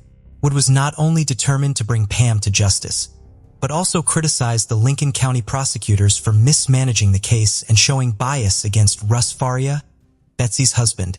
He pointed out a 2015 destruction order that could have led to the destruction of evidence, which would have made it impossible for Russ to be released from prison. The case of Anna Repkina. Anna Alexieva Repkina, a charming and outgoing woman from Chelyabinsk, Russia, hailed from a good family. With a strong work ethic, passion for travel, rock music, and cats, she owned several. Anna was a vibrant individual. She loved capturing life's precious moments through photography and valued romantic relationships deeply. Her ultimate goal was to find true love, settle down, have children, and build a happy family. Anna's remarkable sense of humor made her a delight to be around, something her friends and acquaintances often highlighted. However, her life took a dramatic turn in 2016 when a high school sweetheart of 7 years ended their relationship, leaving her devastated. Despite this heartbreak, Anna refused to give up on her dreams. She took the initiative to try online dating, determined to find her ideal partner. On a Russian dating site, she came across a promising match who seemed to possess all the qualities she was looking for. Anna met a charming young man named William Hargrove, a 26-year-old from Oregon who worked as a bouncer and mechanic. What drew her to him was his fascination with Russian culture, but more importantly, his adoration for her. William consistently showed kindness to Anna, often complimenting her and making an effort to be present for her whenever she needed him despite the physical distance between them. Those who knew him described William as a charismatic and passionate person with a great sense of humor, who inspired those around him to chase their dreams. As they developed their online relationship over several months, their bond grew stronger. They seemed perfectly suited for each other, sharing similar tastes in music and a love for live performances, as well as a similar sense of humor. Friends who knew them noted that Anna and William complemented each other beautifully. William's caring nature was evident in his thoughtful gestures, such as sending Anna flowers despite being separated by oceans. Anna and William's online chemistry was undeniable, but they wanted to confirm their connection in person. So in December 2016, they decided to take their relationship to the next level. Anna booked a flight to Oregon to spend the Christmas holidays with William. However, she initially made a mistake and booked a ticket to Portland, Maine instead of Portland, Oregon. Before realizing the error, she had already flown to Maine, but she was determined to make it work. After fixing her flight issues, Anna finally arrived in Oregon. William picked her up from the airport, and they spent the next 10 days together. He took her on sightseeing trips, and they enjoyed activities like visiting the seaside, playing in the snow, and cuddling by the fire. William also introduced her to his friends, and they celebrated New Year's Eve together, sharing a romantic kiss at midnight. It was the perfect Christmas experience for Anna. After a whirlwind 10-day visit, William popped the question to Anna, using his grandmother's emerald ring, and she happily accepted. However, what Anna didn't know was that William was leading a double life. During their time together, he had also been secretly seeing his 33-year-old landlady, Michelle Chavez, behind her back. William rented a room in Michelle's house, and it seemed he also held a special place in her heart. Michelle was married with 2 children, but this didn't deter her romantic involvement with William. Their affair had been ongoing for over a year when Anna, William's girlfriend, visited Michelle's home. Unbeknownst to Anna, she was meeting her rival, as Michelle was her boyfriend's landlady. Michelle showed understanding when William brought Anna to her home, perhaps thinking William would never leave her or believing Anna was insignificant, much like her own husband. Whatever the reason, Michelle didn't expose their secret. It wasn't until Michelle discovered the engagement ring that her husband's stance on the situation became clear to everyone involved. Meanwhile, Anna returned to Russia, unaware of the drama she had left behind. After posting a photo of her engagement ring on Facebook, the social media algorithm brought the post to Michelle's attention.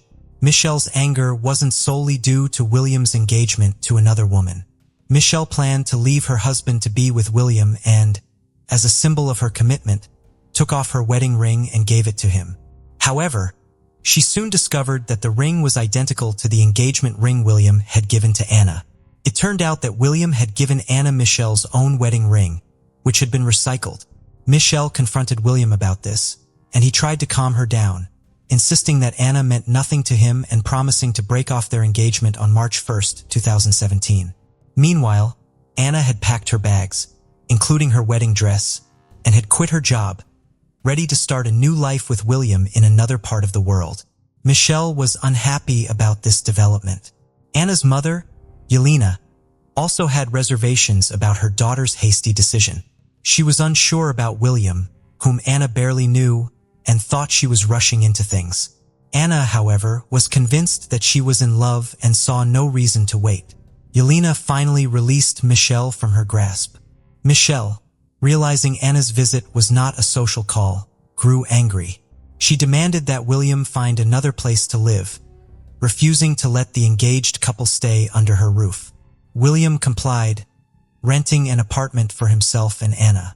However, he continued to secretly see Michelle, sneaking out to visit her and reassuring her of his commitment to her, downplaying Anna's importance.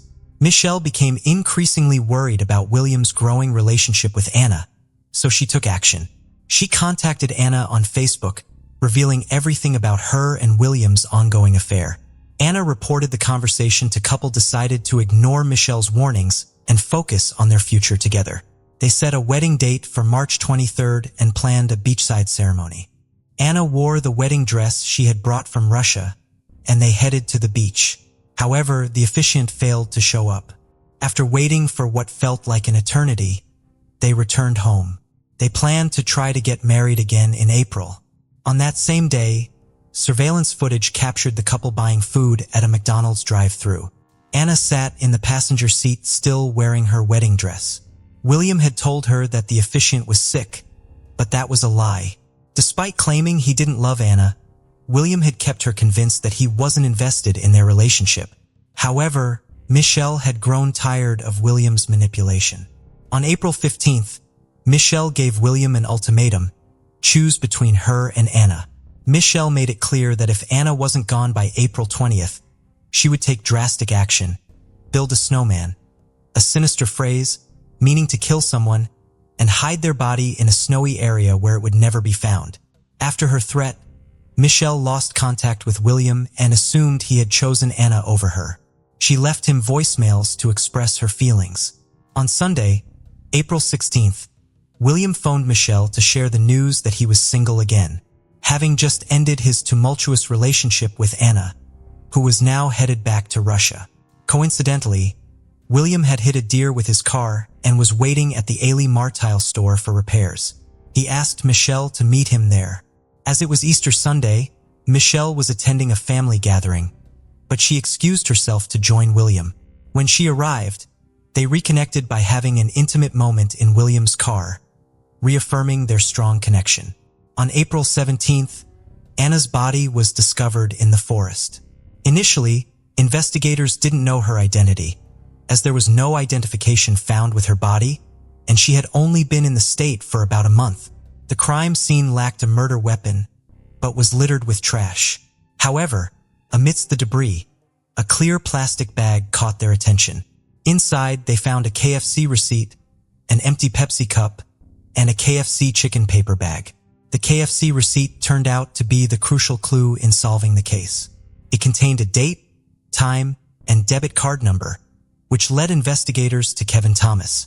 When questioned, Kevin revealed that he was best friends with William and had been getting to know Anna. He also shared a tradition with William, where they would eat lunch at KFC every Friday. The receipt, it turned out, was from a purchase made about a week before Kevin's questioning. The investigation into Anna's death led to the discovery of William's deceitful behavior. In his interview, Kevin revealed that William had borrowed his shotgun, claiming he wanted to go to the woods to clear his head.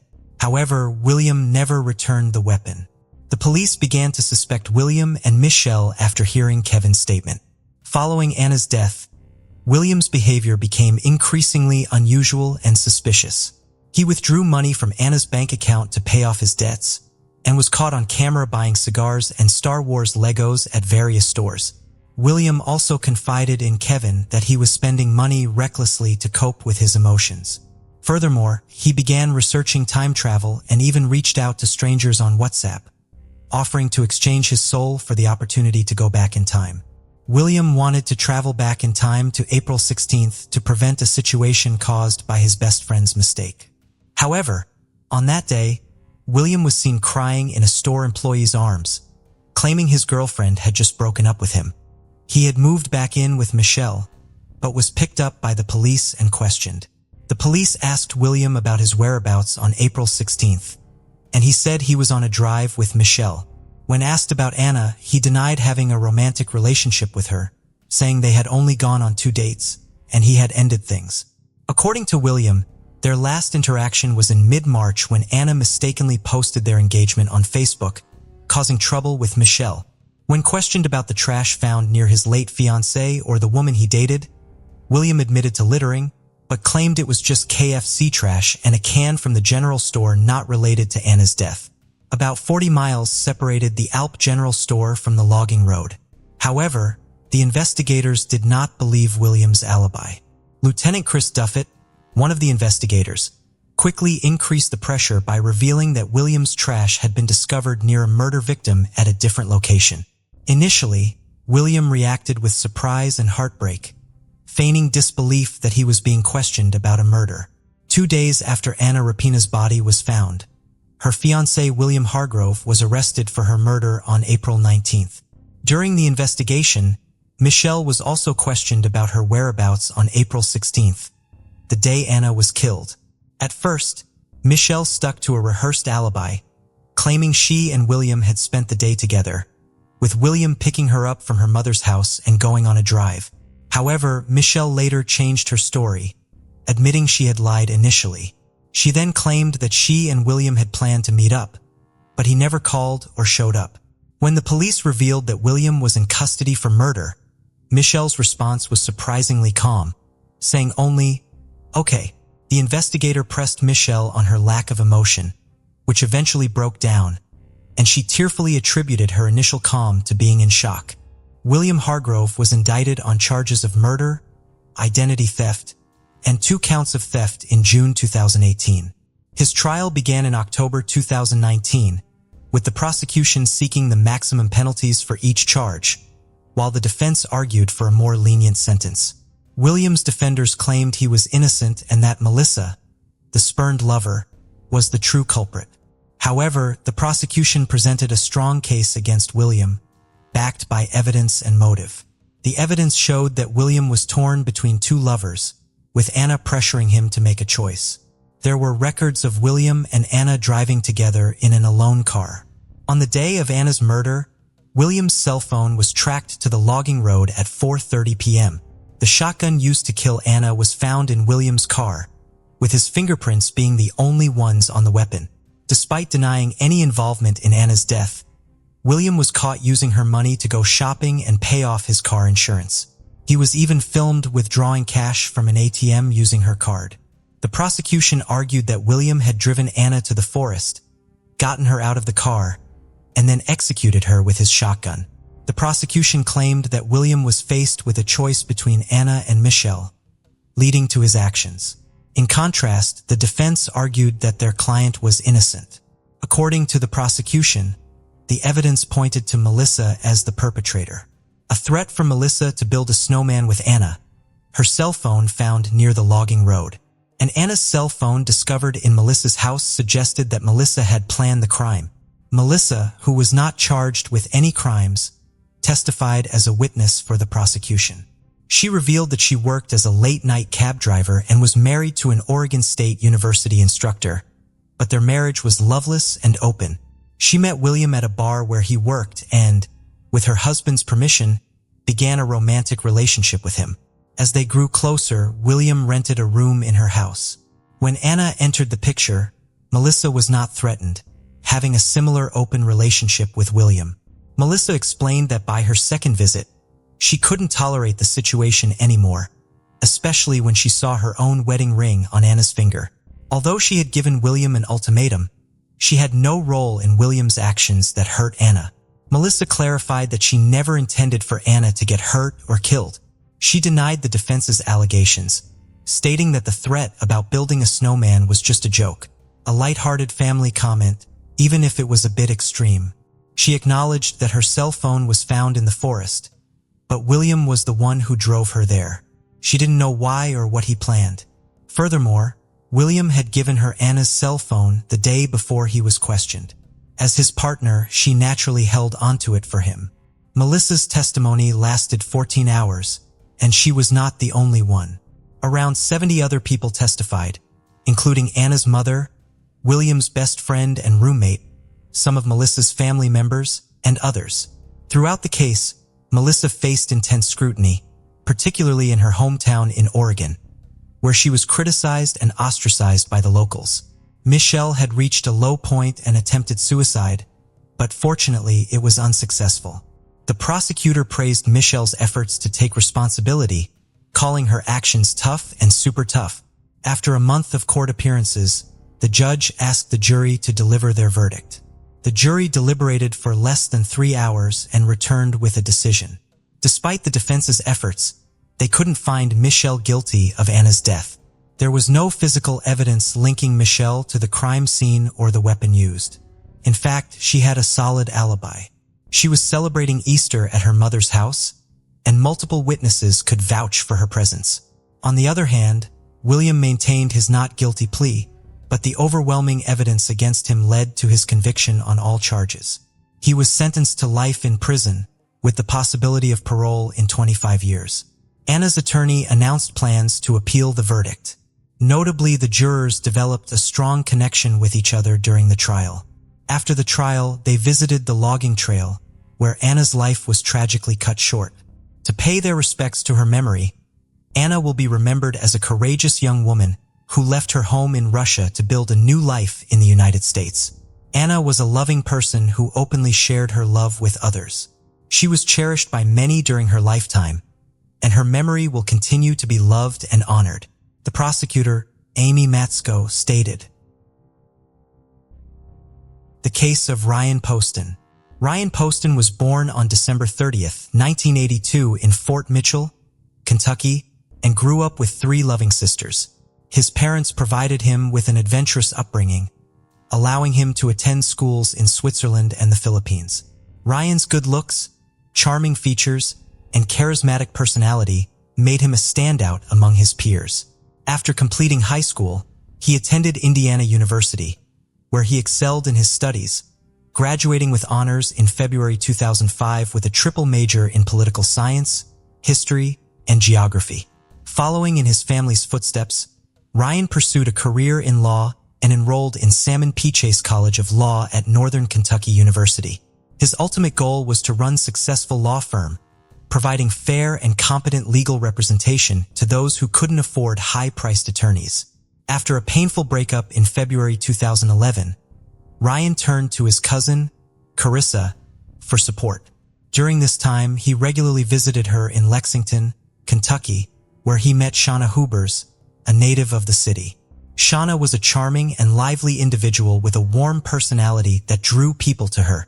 Despite their 8-year age difference, their mutual attraction grew stronger with each visit Ryan made to Lexington.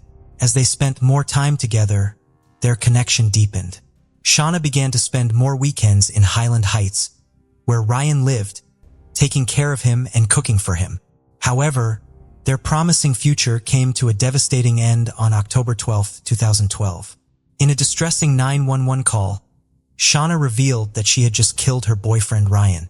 She described a harrowing scene of domestic violence that had escalated out of control, claiming that Ryan had attempted to physically abuse her and confronted her with a gun. According to Shauna, she panicked and pulled the trigger, shooting Ryan, and then shot him several more times, believing she was putting him out of his misery. Within minutes of Shauna's call, officers arrived at the scene responding to the shocking tragedy. When police officers arrived, they told Shauna to come out of the apartment with her hands up. At first, she was hesitant, but she eventually complied. As she walked out, the officers told her to lie down on the ground. Shauna was clearly upset as she followed their instructions. After handcuffing her and putting her in the patrol car, the officers went into the apartment and found Ryan Poston's body on the dining room floor, covered in blood. The crime scene investigators found that the apartment was slightly messy, but nothing out of the ordinary for a 29-year-old man. The investigators learned that Ryan had a concealed carry permit and owned guns, including the Sig Sauer semi-automatic that Shauna used to shoot him. From the evidence, they determined that Ryan was sitting at the table when Shauna shot him. They knew this because of the blood on the table.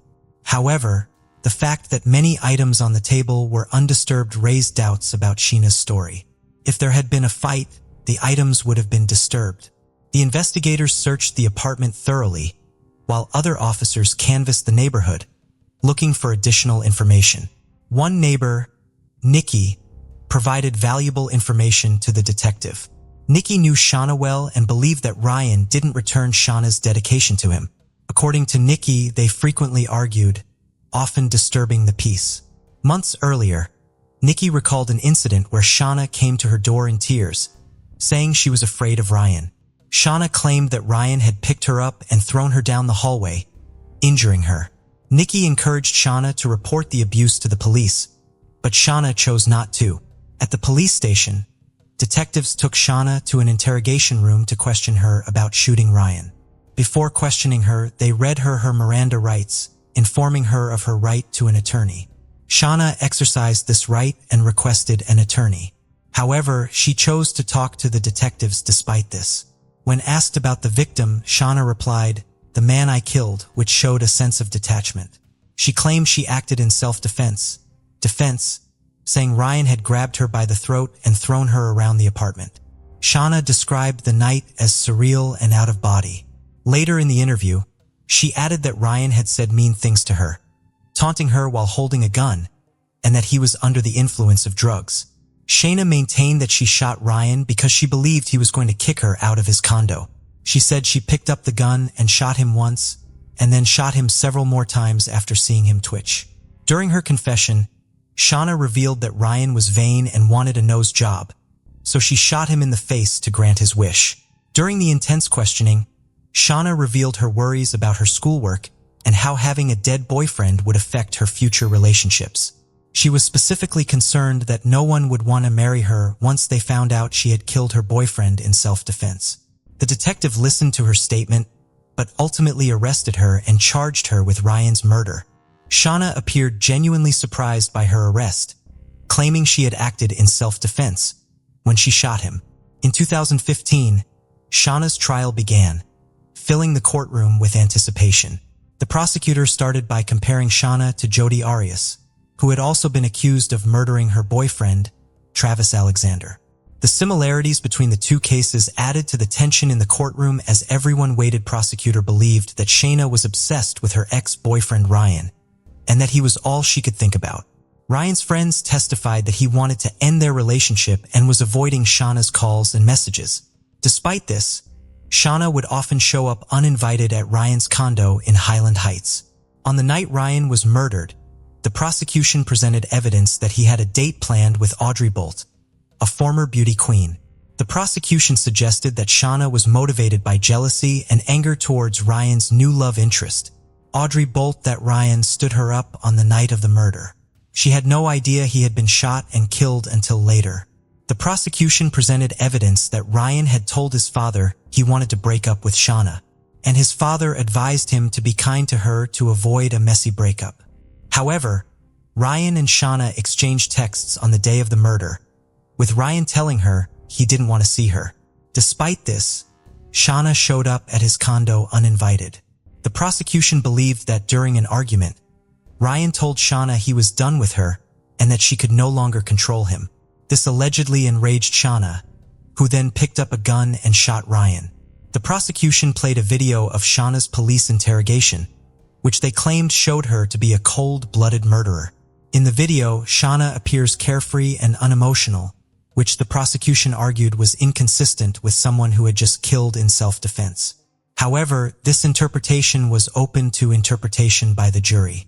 The defense argued that Ryan was acting erratically and violently on the night of the murder due to drugs he was taking, including anti-anxiety medication and amphetamines. The autopsy results showed that these drugs were present in Ryan's system. The defense claimed that Shauna shot Ryan in self-defense. The evidence suggested that the substances he was using influenced his actions.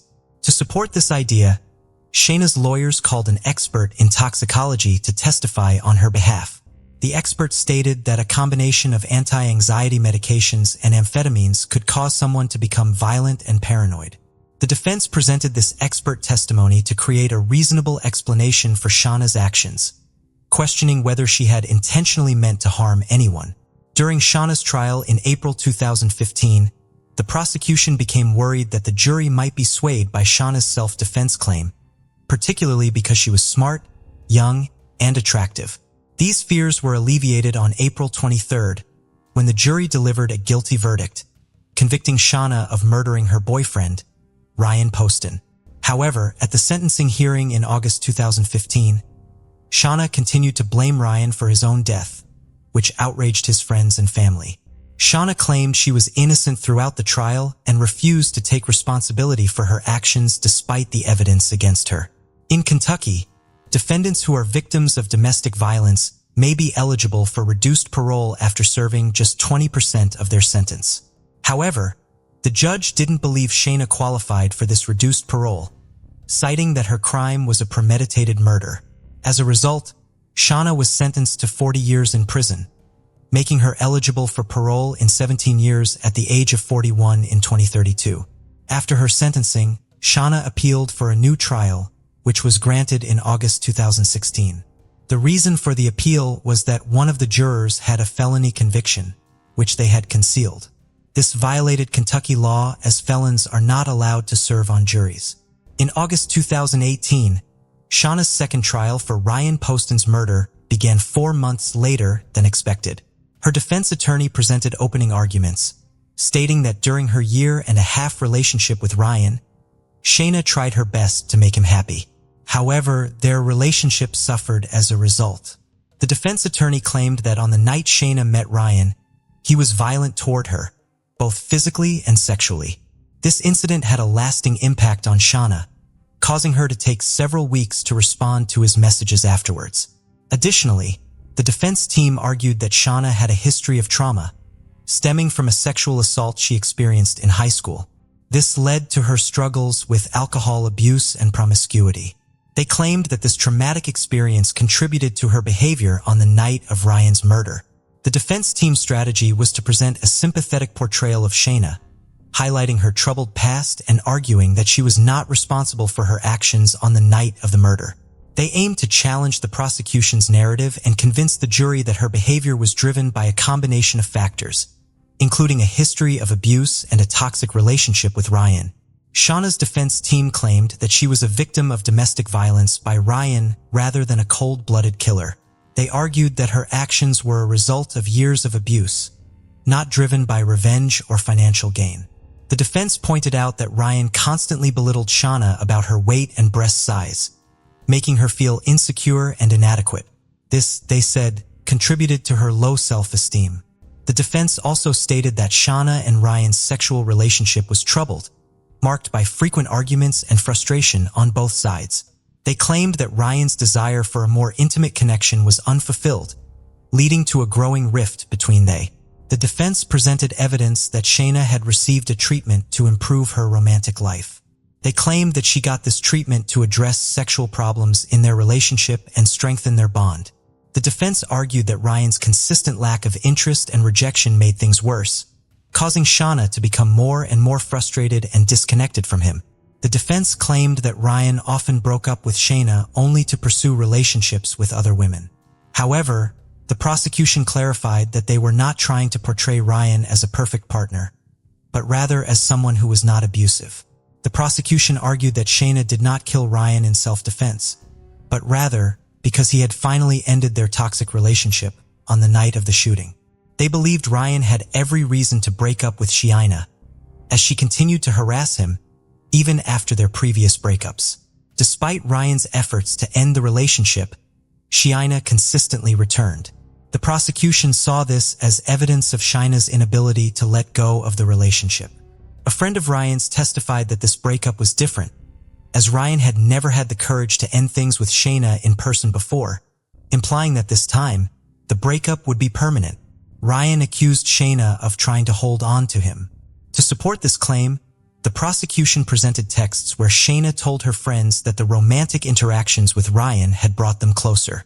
However, Shaina testified in her own defense, contradicting Ryan's claim. She said that their romantic interactions had actually driven them apart. In a separate text exchange, Shauna asked Ryan for sex, but he declined due to the side effects of his antidepressant medication, which had reduced his libido.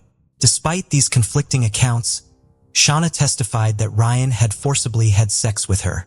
After 5 hours of deliberation, the jury again found Shauna guilty of murdering Ryan despite the contradictory testimonies and evidence. The jury confirmed their original verdict, and during the sentencing hearing, Shauna's mother emotionally addressed the judge, sharing stories of her daughter's remarkable singing talent, which had earned her multiple college scholarships. Through tears, she asked the jury to consider granting Shaina parole, emphasizing that her daughter still had the potential to positively impact others' lives. Shaina's mother made it clear that her plea did not diminish the profound grief and pain experienced by the family of Ryan Poston. Despite her mother's emotional appeal, Shauna was sentenced to life in prison without the possibility of parole. According to the sentence, Shauna must serve at least 17 years before becoming eligible for parole in 2032. She is currently serving her sentence at the Kentucky Correctional Institute for Women in Pewee Valley, Kentucky. The case of Mary Catherine Higdon. Mary Catherine Higdon was born in 1994. Mary was a lively and cheerful child who loved making people laugh with her humor, impressions, and playful antics. She had a special bond with her pet frog, which she'd often take on walks around town. Mary was an outdoorsy person who enjoyed exploring nature and appreciating its beauty. She was also passionate about performing, often putting on shows for her family that showcased her creativity and imagination. Her family saw great potential in her and thought she had a bright future ahead. As she grew older, Mary developed a strong interest in firearms. She learned to handle guns responsibly and appreciated their power. She became a skilled marksman and continued to develop her skills. During her high school years, Mary met her partner, Steven Freeman, who would become the love of her life. Steven was born on January 1, 1995 in Griffin, Georgia, where he grew up with his parents and brother. He had a happy childhood surrounded by a loving family and many friends who described him as laid-back, kind, and helpful. Steven enjoyed spending time outdoors and exploring nature. Steven was particularly close to his parents, but he shared a special bond with his mother. When she graduated from college after returning to school, Steven wrote her a heartfelt letter expressing his admiration for her achievement. In the letter, he praised her hard work and determination, saying he looked up to her every day and loved her more than words could say. Steven had immense respect and appreciation for his mother, which was clear in the way he spoke about her. After meeting in high school, Steven and Mary Catherine formed a strong bond, united by their passion for outdoor activities like hiking, camping, fishing, and hunting. Their shared love of nature became the foundation of their robust relationship. After graduating from high school, the couple decided to take the next step by moving in together in Griffin, Georgia. Living together in their own space thrilled Mary Catherine and Steven. What's more, Steven's mother welcomed Mary Catherine into their family, treating her like a daughter. Every Sunday, the couple would visit Steven's parents for a big family dinner, a tradition that brought them all closer together and solidified Mary Catherine's place within the family. Steven's friends were initially hesitant about his relationship with Mary Catherine, but as they got to know her better, they began to appreciate her positive influence on Steven's life. They saw how happy and joyful she made him, and they admired her enthusiasm for the outdoors. Steven and Mary Catherine had different occupations. Steven worked as a metal worker, specializing in roof repairs. Mary Catherine, on the other hand, had two part-time jobs. She worked as a teacher's assistant at St. George's Episcopal School, a preschool in Milner, Georgia. Additionally, she was employed at a sporting goods store where she sold guns. Interestingly, one of Steven's close friends, Thomas Skinner, was also a colleague of Mary Catherine's at the sporting goods shop. Mary Catherine learned about basic gun safety while working at a sporting goods store, which taught her how to properly hold, load, and shoot a gun. Similarly, Steven was enthusiastic about firearms and owned several shotguns and rifles that he used for hunting and target practice. He also kept a Glock 42 handgun at home for self-protection. After 5 years together, Mary Catherine and Steven were still living in their apartment in Griffin, Georgia by the summer of 2018. However, their relationship took a tragic turn on August 1st when Mary Catherine made a distressing 911 call, marking the end of their high school romance. Mary Catherine frantically called the dispatcher, screaming that she had accidentally just shot her boyfriend. The police quickly responded to the emergency call and arrived at the apartment shared by Mary Catherine and Steven. They found Mary Catherine in a state of panic, crying, and hyperventilating as she knelt beside Steven's motionless body.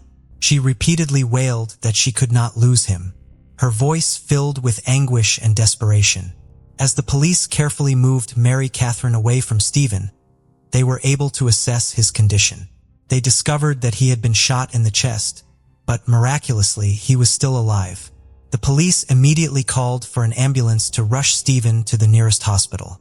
At the emergency room, a team of skilled doctors worked to save Steven's life. Despite their best efforts, his condition continued to worsen. Unfortunately, the severity of his injury ultimately proved fatal, and Steven succumbed to his wounds. After Steven was taken to the hospital, Mary Catherine accompanied the police to the station for a formal interview. Mary Catherine explained what happened on the night she accidentally shot Steven. She said she was giving him the gun because he normally kept it beside his bed for safety. However, she clarified that they never loaded the chamber of their guns at home. During the police questioning, officers detected the smell of alcohol on Mary Catherine's breath. As they pressed her for more information, her story changed. Initially, she said she handed Steven the gun, but later claimed she tossed it to him. The police was skeptical of her changing story, knowing that a gun wouldn't fire randomly just because it was tossed. Someone had to pull the trigger. The police investigation revealed that Mary Catherine must have been pointing the gun at Steven's body for the bullet to have struck where it did, given the location of his gunshot wound. During her interview, Mary Catherine admitted, "I did it out of anger." But unfortunately, the recording equipment malfunctioned at that exact moment, and her words were inaudible. Despite the missing recording, the police still had strong evidence pointing to Mary Catherine's intention to harm Steven. At the couple's apartment, they found signs of an intense argument, including scattered food throughout the house. Additionally, police records showed that officers had responded to 5 domestic disturbance calls at the couple's residence in the past year. The police also discovered that the gun used in the shooting was loaded on the night of the incident, contradicting Mary Catherine's claims. These findings collectively led the police to conclude that Mary Catherine had intentionally shot her boyfriend, Steven. The police found cooking grease residue on the gun and magazine, leading them to believe Mary Catherine who was cooking dinner at the time, had loaded the weapon. After Mary Catherine shot Steven, the police questioned his friends to learn more about their relationship. According to his friends, Mary Catherine and Steven's relationship was marked by constant fighting and toxicity. They reported that the couple frequently had intense, heated arguments. Mary Catherine was described as possessive and verbally abusive towards Steven, with signs of mental instability that heightened the tension between them. Whenever Steven tried to create distance by leaving their apartment, Mary Catherine would barrage him with relentless texts and calls, forcing him to block her. One of Steven's friends revealed that Steven had confided in him about Mary Catherine's history of threatening him with a gun. Specifically, she had pulled a firearm on him at least 3 times in the past. Despite this, Steven chose not to report these incidents to the authorities because he was worried about Mary Catherine getting into trouble. Steven's friends stressed that his top priority was always Mary Catherine's well-being, even when it put his own safety at risk. When Steven's friends learned that Mary Catherine had accidentally shot him, they were skeptical because they knew she was knowledgeable about handling firearms. In fact, just 3 months prior to the shooting, Steven had texted a friend to say that Mary Catherine was running wild outside, screaming, and attempting to shoot both him and herself. Steven told a friend that Mary Catherine had previously pointed a gun at him, but the latest time, her eyes frightened him, making him think she might actually pull the trigger. By July 2018, Steven was exhausted with Mary Catherine's behavior and considered leaving her. In July, Steven planned to secretly move to another town while Mary Catherine was out without telling her.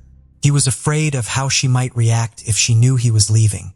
Just 2 days before Mary Catherine fatally shot Steven, the police found a series of revealing text messages from July 30th. The conversation started with Steven sending Mary Catherine a friendly message. "Good morning, beautiful. Don't forget." Mary Catherine responded with, "Have a great day." Steven replied, "You too. Love you." However, the night of July 31st, Steven avoided Mary Catherine's texts and calls as they were in the middle of a fight and instead spent the evening at a friend's house. On the night of August 1st, Mary Catherine was at home preparing dinner when she realized Steven wasn't there. She contacted Steven's mother, who told her that he was with his friend. Angry and feeling betrayed, Mary Catherine drove to his friend's house, determined to confront Steven. When she arrived, she saw Steven sitting in the passenger seat of his friend's truck. Mary Catherine pulled up alongside and began yelling at Steven, who tried to calm her down, promising to come home soon. Although Steven's friends claimed that Mary Catherine had pointed a gun at Steven on multiple occasions, Mary Catherine vigorously denied these allegations. She maintained that she never pulled a gun on Steven. However, Mary Catherine did admit to having threatened to take her own life with a gun on several occasions. In a later interview, Steven's mother shared her insight, believing that one of the main reasons Steven stayed with Mary Catherine for so long was because she frequently threatened to harm herself. Steven was afraid that Mary Catherine would follow through on her threats if he decided to leave her. However, on the night of the incident that led to Steven's shooting, Mary Catherine claimed that Steven was the one who became aggressive and violent. According to her, Steven threw the dinner she had prepared in her face. Mary Catherine stated that she only picked up the gun to defend herself and scare Steven away. She wanted him to leave the apartment, but Steven allegedly lunged at her, which frightened her. As she backed away, the next thing she knew, Steven was bleeding from the chest. At the time of the shooting, Mary Catherine didn't tell the police her version of events because she was embarrassed to admit that Steven had a history of violence towards her. She claimed that Steven had hit her in the past and was controlling. She even recalled an incident where Steven kicked her out of bed with such force that she hit her head on the door frame. However, Steven's friends had a different perspective on their relationship. They claimed to have witnessed Mary Catherine being physically aggressive towards Steven, stating that she had slapped him hard in the face. Mary Catherine's sister contradicted her account of their relationship, revealing that she had seen bruises on Mary Catherine's arm 2 weeks before Steven was killed. When questioned, Mary Catherine confided in her sister that Steven had grabbed her, causing the injuries. After investigating Steven's death as a murder, the authorities charged Mary Catherine with murder, aggravated assault, and firearm possession during a felony. The prosecution offered her a plea deal, proposing a life sentence with possible parole if she pleaded guilty. However, Mary Catherine declined the offer, opting to stand trial and assert her innocence. At the trial, Mary Catherine maintained that she shot Steven in self-defense, denying the charges against her. The trial, which began on June 17, 2019, nearly a year after Steven's death, exposed the tumultuous relationship between Mary Catherine and Steven. Mary Catherine's lawyers argued that she acted out of genuine fear, citing Steven's history of violence and abuse. Mary Catherine testified that she was the victim of Steven's controlling, manipulative, and dangerous behavior, which included physical, mental, emotional, verbal, and sexual abuse. She described being hit, humiliated, and degraded by Steven on multiple occasions, and shared specific incidents where he smacked her around and verbally abused her.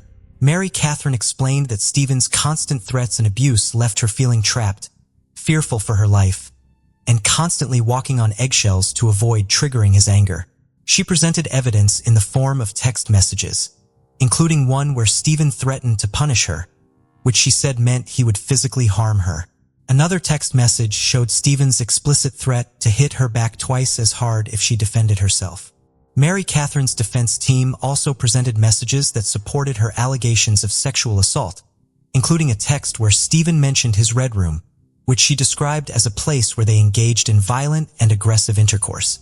Mary Catherine testified that Steven sexually assaulted her on 2 occasions, including one after they returned from a vacation toward Disney World, where he allegedly ignored her pleas to stop and intensified his efforts instead.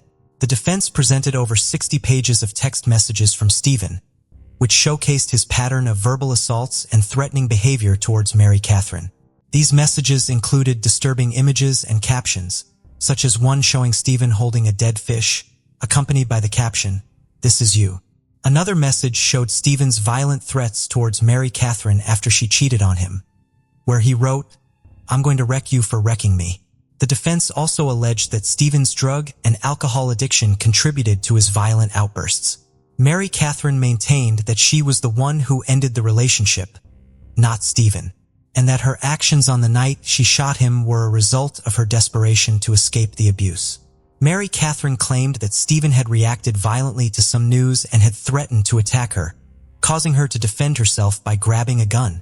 She said the last thing she had told him before shooting was to get out of her house. However, Steven's friends and family disputed Mary Catherine's allegations, describing Steven as a friendly and caring person. Steven's mother said she was unaware of any threatening messages her son had sent Mary Catherine and did not condone such behavior. Although she acknowledged that Steven may have said some angry things, she believed he did not mean them. In court, the prosecution questioned Mary Catherine about her story, pointing out that she had never reported any alleged abuse by Steven. They also presented evidence that Mary Catherine had searched for violent and explicit content online just hours before the shooting, which she claimed was to find ways to make Steven happy. The prosecution argued that Mary Catherine had changed her story about the shooting multiple times and that a text from Steven suggested she had pointed a gun at him before. Additionally, Steven's friends testified that they had witnessed Mary Catherine's violent behavior towards him. After 4 hours of deliberation, the jury found Mary Catherine not guilty of murder, assault, and other charges. The verdict surprised Steven's loved ones, who felt that justice had not been served. Later, the jurors revealed that they believed Mary Catherine had intentionally killed Steven, but there was not enough evidence to prove it beyond a reasonable doubt.